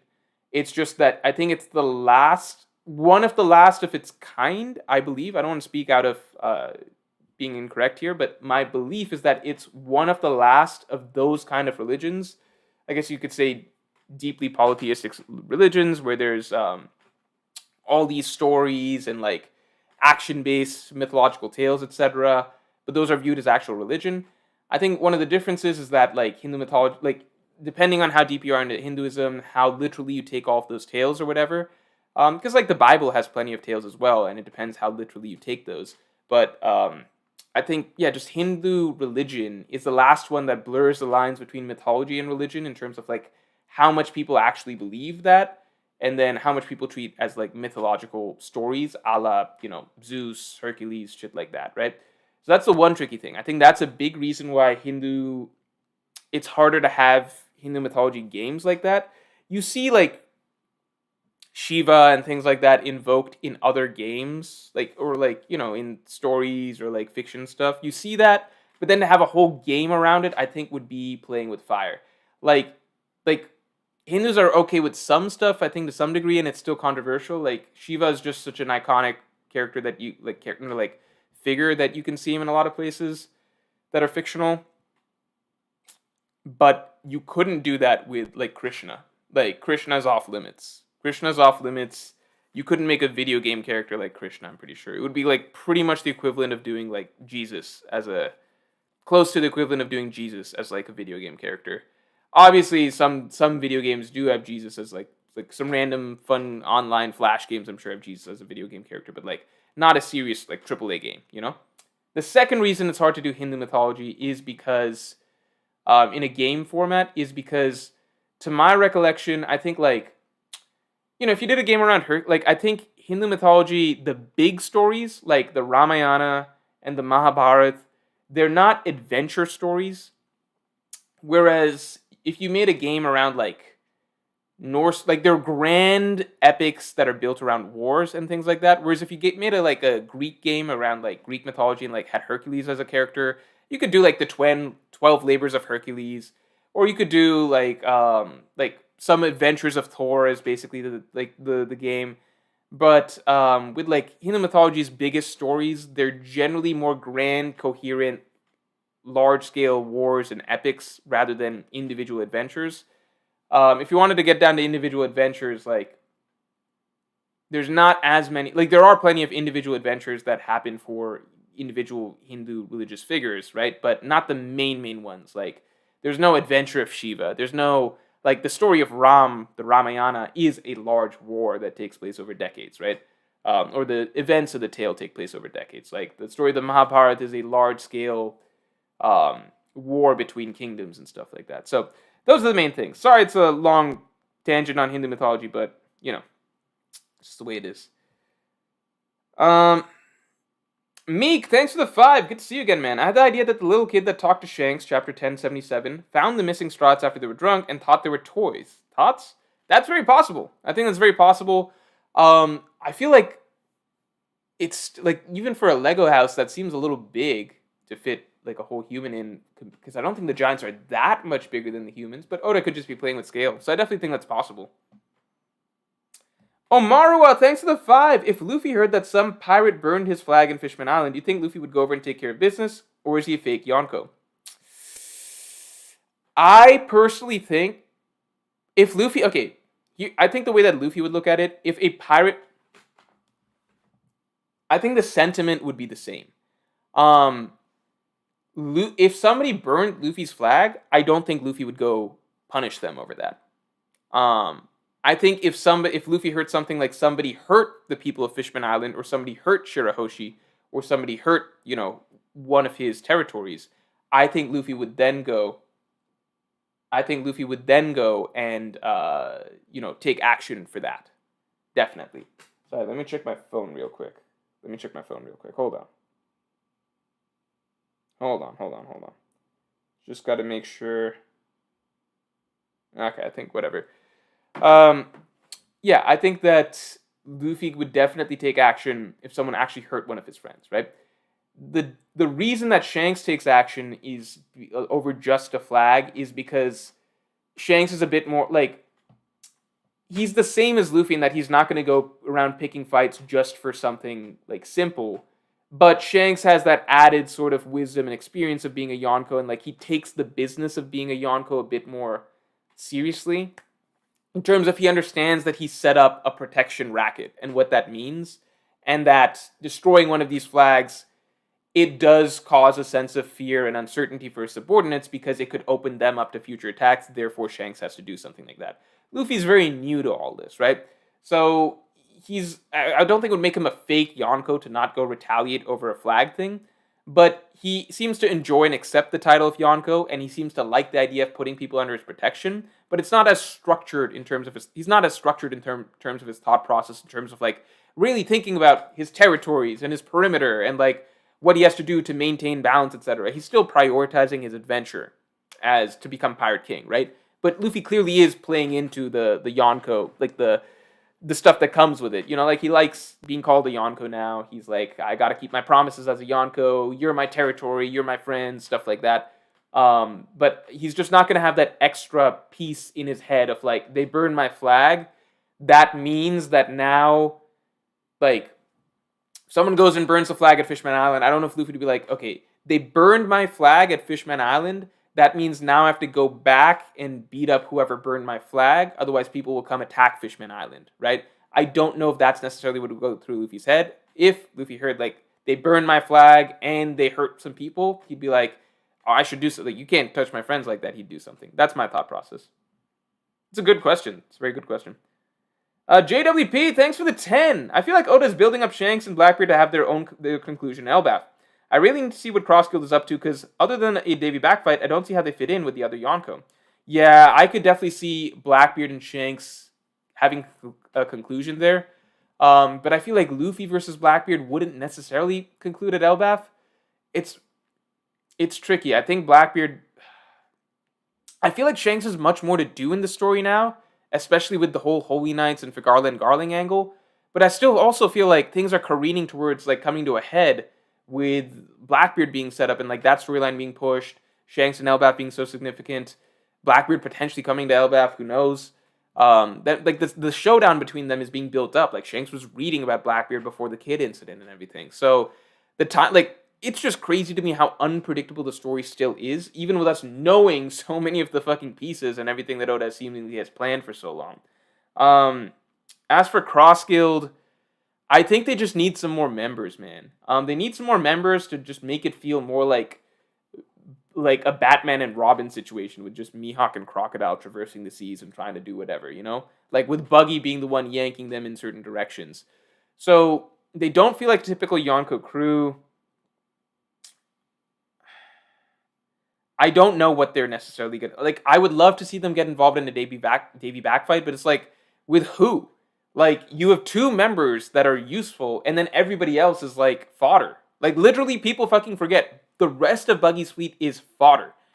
The only reason the Marines didn't wipe them out was because Crocodile came in and saved them, which essentially means that Crocodile is stronger individually than the entire rest of their fleet.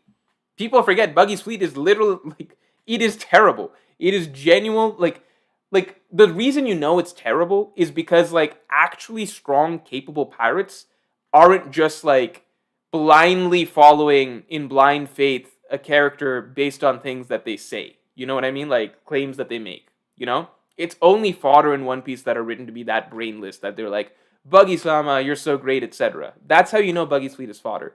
Don't say Bartolomeo, because Bartolomeo actually judges Luffy based on his actual, like, legitimate actions. Like, Bartolomeo has never won. Like, there's a distinction in that Buggy's fleet worships Buggy for things that are fake, things that Buggy has spun in certain ways that only, like, weak, simple-minded fodder can believe, whereas Bartolomeo is actually tracking all of Luffy's incredible actions throughout the world and observing them with his own eyes and recognizing that Luffy is who he says he is, which is what makes him so great, right? But there's no actual strong characters that are written like such simple fodder in that in the story. So Buggy's fleet is terrible. If they participate in the Davy back fight, the first candidate would be Mihawk, second would be Crocodile, and then third candidate would be like fodder pirate number 5,801 or something like that. Basically equivalent of like a random person from Orlumbus's fleet. So they need more people. They need to recruit more. PG24, thanks for the 5. Maybe Weevil. That'd be good. That'd be a good move. Fuck, what happened? Where'd PG24 go? PG24, thanks for the 5. And sorry again, man, I should have shouted you out more in that, like, you were correct about the Strahd separating, which I kept saying I did not think would happen. You were correct. The World Government fight, definitely before Blackbeard fight. All big players get fights against the World Government. That's why Blackbeard crew doesn't need to be crazy strong. They fight the Strahds 1v1.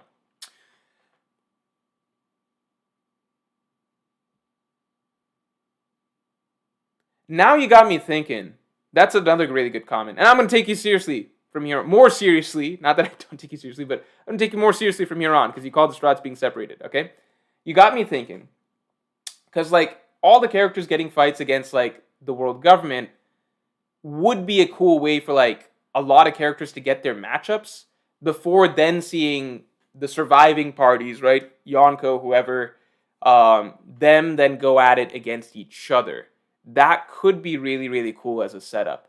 I still feel like I lean towards the World Government being the final villains as more likely, but it could make sense. Like, you know, we get to see Shanks and the red-haired pirates fight whoever, Cross Guild get some wins against the World Government, Strahd pirates, whoever, stuff like that. Then in the aftermath of all that, it's like, okay, now who rules the seas? Everyone's gotten their fights, their wins, etc. Now you can have, like, red-haired pirates lose to Blackbeard pirates, stuff like that, you know? And then Strahds versus Blackbeard pirates. I could see that. That makes sense.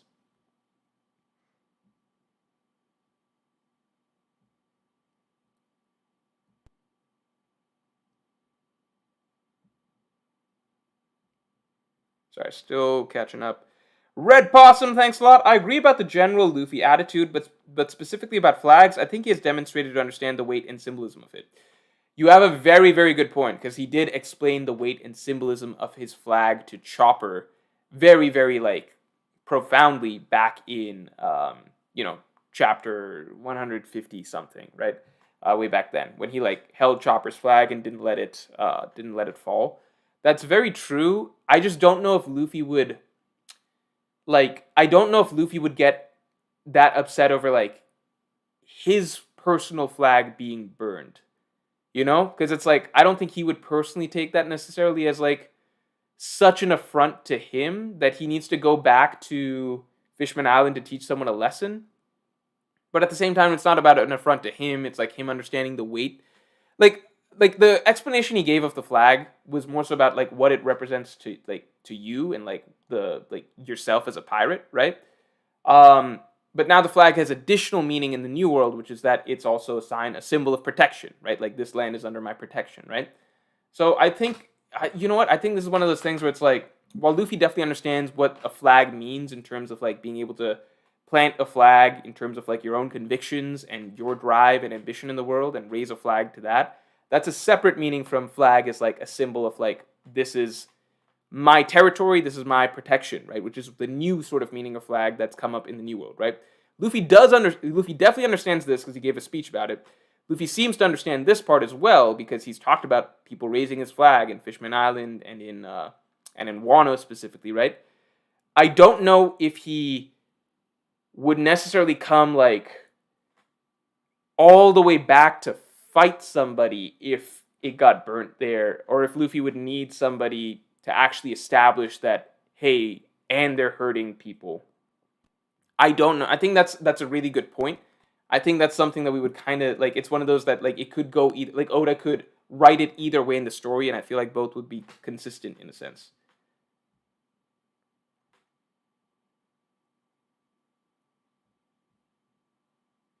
Oh, holy shit. Holy shit. Oh my god. Okay, so Kiara, thank you very, very, very, very, very much. Holy shit. Thank you for coming through and gifting 20 memberships. So everybody in chat, those of you stuck through the slight lag that we kind of got, going. A lot of you just got gifted memberships from Kiara. So everybody say thanks in the chat to Kiara for, for just gifting 20 of y'all. Like, yeah, shouts in the chat to Kiara. A lot of people got to say thank you. Dr. Jack, Brothership, The Crispy Cone, Joy Boy, John Lowe, Patrick Luo, Solo AJ, CT24, AIM PDX, King G, Sam Reed, Brandon Del Castillo, Formless, Dejiri, Jordan Chung, ZYZZ, Leo VR, Light Yagami. Everybody say thanks to Kiara for gifting y'all, and everybody just do some shouts, do some emotes in the chat for Kiara. Really appreciate it. Thank you very, very much.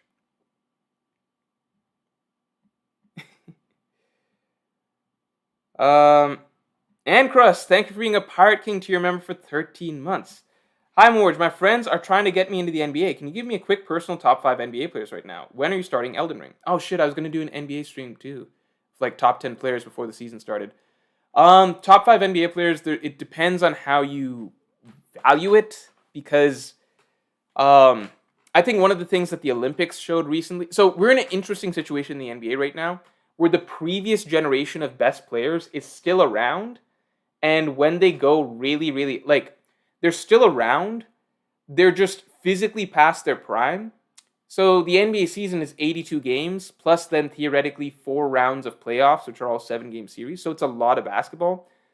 So it's kind of like, oh, okay, good example, good comparison. It's kind of like, imagine we're trying to power scale the One Piece verse, and like Whitebeard and like Garp and Sengoku are still around, and you're trying to compare how they stack to like, you know, like newer characters like how do they stack to like just the discussion we just had, like Garp, Aokiji, Akainu, like Garp versus an Aokiji or an Akainu, that sort of thing, right? So we're at this sort of transitional phase in the NBA where those old legends are fading. So whereas before, it would have been easy for me to say best players in the NBA, LeBron James, Stephen Curry, Kevin Durant, stuff like that, right? Kawhi Leonard, right? We're at a point where those guys are falling off at different rates. They're still, in certain circumstances, arguably right up there and more reliable than some of the newer generation players. The Olympics recently showcased that. But in a long, sustained stretch of time, like playing a full 82-game season or playing a bunch of playoff series in a row or really having to carry a team over a sustained period of time, they're not as good as they once were. So that's a lot of background and context, but it's necessary because we're at a transition phase. So saying who's the best is complicated, right? Because like, if you ask me who would I rather have over the course of like a full season, Jason Tatum or LeBron James, like over the course of the 82-game regulars, I would say Jason Tatum, maybe. But who would I rather have in like a playoff series? Fucking obviously LeBron James. Who would I have in like game 7? LeBron James, right? So if I were to say best 5 NBA players, I could do it in 2 ways. I could say best 5 on paper is probably something like Jokic is good no matter what. He's good in both categories, right? Jokic, Giannis, Luka, you probably got to say. Shea really impressed me. Shea, SGA, Embiid, Jokic, Lucas, Giannis, some combination, Embiid, then maybe Shea Gilgeous-Alexander. Okay, I'd say maybe that's the offhand top 5. Then if I were to say like I'm in a playoff series, I get to draft one player to win a playoff series for my life, and it just has to be one playoff series or like a game 7 or something, I would go something like Jokic, LeBron, Luka, Giannis, Steph, something like that. Embiid's out of there. Shea's out of there. Stuff like it's just complicated to say right now. It depends on the circumstance. Sorry if that's a complicated answer, but it's hard to measure. It's kind of like Whitebeard at Marine Ford. How do you scale him? Like he's not as durable as like Kaido and Big Mom, you know. So it's like, how do I scale him? I don't know. You know, I still think that like if he really gets going and he like really gets pissed like he did against Akainu, then he's got a good shot at fucking up whoever's in front of him. But it's like, how do I really place him? Like Garp Aokiji, that discussion that went back and forth. Garp Akainu, you know, that you could debate that. Sengoku Akainu, you can debate that shit. I don't know. I think on paper we're supposed to say the new guys, right? Like Jokic, Luka, Giannis, Embiid, stuff like that. But in actuality, it's like game on the line. I'm not fucking giving the ball to Jason Tatum. I'm giving it to LeBron James. So what does that say? Again, this is a unique period in the NBA. Unique period because it's a transitional period. If you went back 5 years, I could give you, like, if you went back 5 years, I could give you a top 5 ranking much easier. Much, much, much easier. JWW, thanks for being a Pirate King to your member for 21 months. Yo, Morj, non-spoiler House of the Dragon comment real quick. Impressive thing about the show is that the source material is an in-universe history book. So the dialogue / motivations come from the showrunners. Yeah, so I actually picked up what is it called? Like the actual book. I ordered it from Amazon and skipped just to that section. Okay, so one of the things that something that came out recently was George R.R. Martin making a bunch of complaints about the show. I understand people's complaints about the show, second season. I disagree with a lot of them, but I understand where a lot of people are coming from. I think a lot of people forget what Game of Thrones used to be like, and a lot of people were spoiled by how good season 1 of House of the Dragon was in terms of the plot moving forward. Whereas season 2 is more representative of what Game of Thrones was like most of the time. George R. Martin made a lot of complaints. I think this dude has no place complaining because the actual text that he wrote for this book, right? The actual text is not character driven. There are no real character arcs established. There are themes that you could read into, but he has the freedom to make up a shit ton of characters. This character dies here, this character dies here, random, just shit happening. 50 different people, many of who are not relevant, etc. And just a series of events happening because the original book is written like a history textbook, right? It's a litany of events happening and characters doing things, but it's just narrator. Imagine the One Piece narrator narrating on this day the Bartolomeo incident happened and Shanks, the red-haired pirates killed Bartolomeo, right? But you're leaving out all of there's no dialogue that's really gotten into. There's no breakdown of the character motivations too much, right? You're just getting a recounting of what happened, and sometimes the recounting is unclear. He makes it clear that it's unclear. He's who knows what happened in this? Some say this, some say that. So it's so much easier to write that, a broad strokes, just fucking outline, versus the showrunners actually having to take this whole mess of things and piece together all these character arcs and come up with motivations and reframe how characters think and think of how characters are thinking and acting and what's driving them and the small little things about them and making that all work in one coherent format where all the themes tie together, right? It's so much harder. So George R. R. Martin is blasting them for cutting certain things, and I understand why he's upset that they changed a certain scene here or there, etc. But at the same time, it's dude, it's easy for you to say that shit when you don't actually have to think about the substance behind it, you know? You just thought of the general broad plot strokes of what happens, but you're not actually having to think about what the characters actually are. Your characters in this version of the text that you wrote are all flat, one-dimensional characters that do certain things that follow certain, general character concepts, but they're having to actually write individual characters. You know what I mean? Write people, real people, and how their stories shape and flow. So it just pissed me off because the things that he suggested as the main changes are the perfect representation of why he's never going to be able to finish his own series. He said some shit simpler is not better, and that's true. Simpler is not better, but at the same time, you do need to cut certain things that are superfluous and just extra fluff that aren't really coherently tying things together because you don't have the character arcs there fleshed out.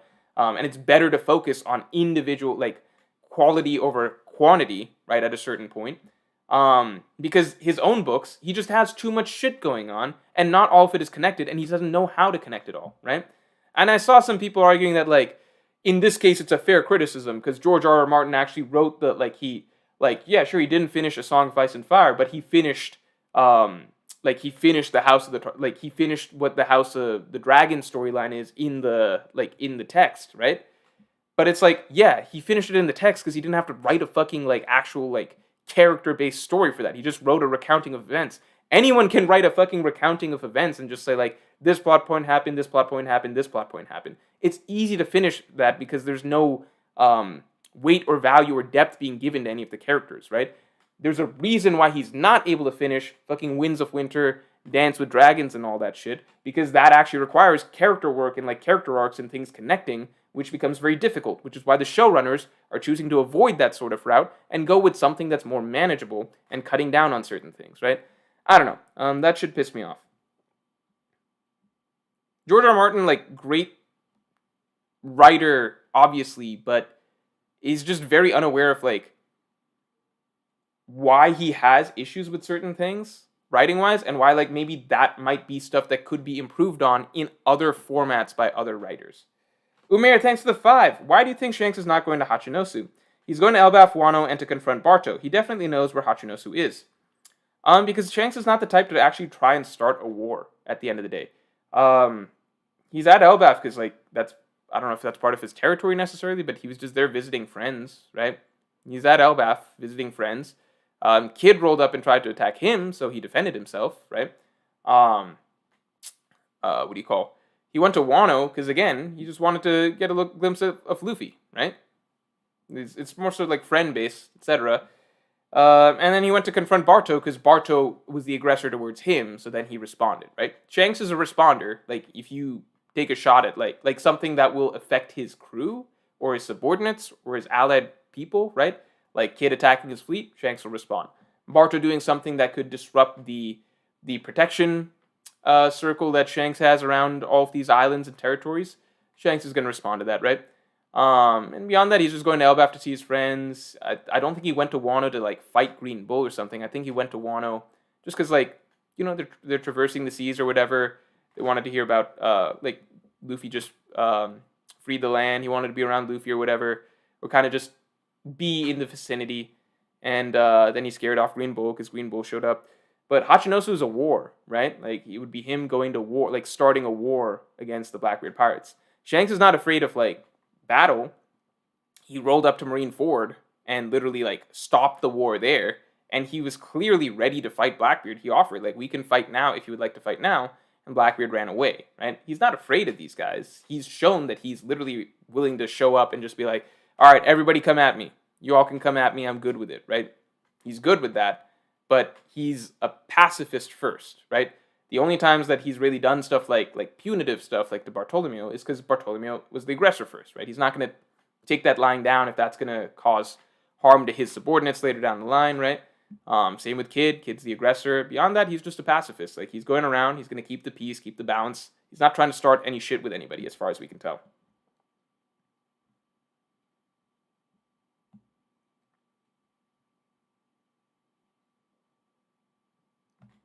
Tuna sub, thanks for the 5. What if Umir says that it seems like he wants to confront him? Maybe. Like, maybe he's getting to a point where he decided to. But in general, as far as we've seen, Shanks doesn't like to start shit. He's not that type of guy. Tuna sub, thanks for the 5. What if Moria comes to Cross Guild? He was mentioned this chapter, and we could see Cross Guild next chapter. They'd be up big with access to his fruit. Again, I talked about this a little bit earlier this stream, but I just don't view Moria as strong at this point. Like, unless he got big upgrades or something, which Oda could have very well written him. But, you know, last we saw, he was first established as being too weak to even be in the Shichibukai. And then second, we saw him like basically being like humiliated to Hachinosu. His fruit is useful for adding more numbers. They've already got a lot of numbers, but his fruit could be useful for that. And yeah, it could be a nice fuse for Gecko Moria to end up in Cross Guild. I could definitely see that. I just don't view him as like strong enough to matter in that sense, but it could be cool to see. Mr. MMF2, thank you for being a Yonko tier member for 23 months, man. Yo, Mojussi, the East Blue 5 are back, Baby plus Chopper, the Alabasta crew. Any quick prediction? Yeah, man, so one thing that we talked a lot about is that this is Vivi related, in that the 6 who know Vivi and then the ones who don't know Vivi are separated. So either Oda might be setting up for Vivi to encounter the half of the crew that she hasn't met, and we get to see them bond, or Vivi to meet back with the half of the crew that she's already known, and then that way we can get the reunion there. So Vivi seems to be the defining line between the two, and that seems to be the theory that Chet is playing around with right now as being very likely. Alright, guys. Oh, wait, this is the last one. Last one. Pointy Extra, thanks for the 2. Hey, Morj, some more money to delay the Wano analysis. I gotta say, Pointy Extra, it's working, because I was not able to finish it before my trip this next week. I'm gonna work on it as much as I can over the course of the trip. But you've succeeded. You've made me delay it a little bit further. It's getting there. I promise. It's getting there. All right, everybody. All right. We are going to call it here. This was a great stream. Sorry about the lag, but, you know,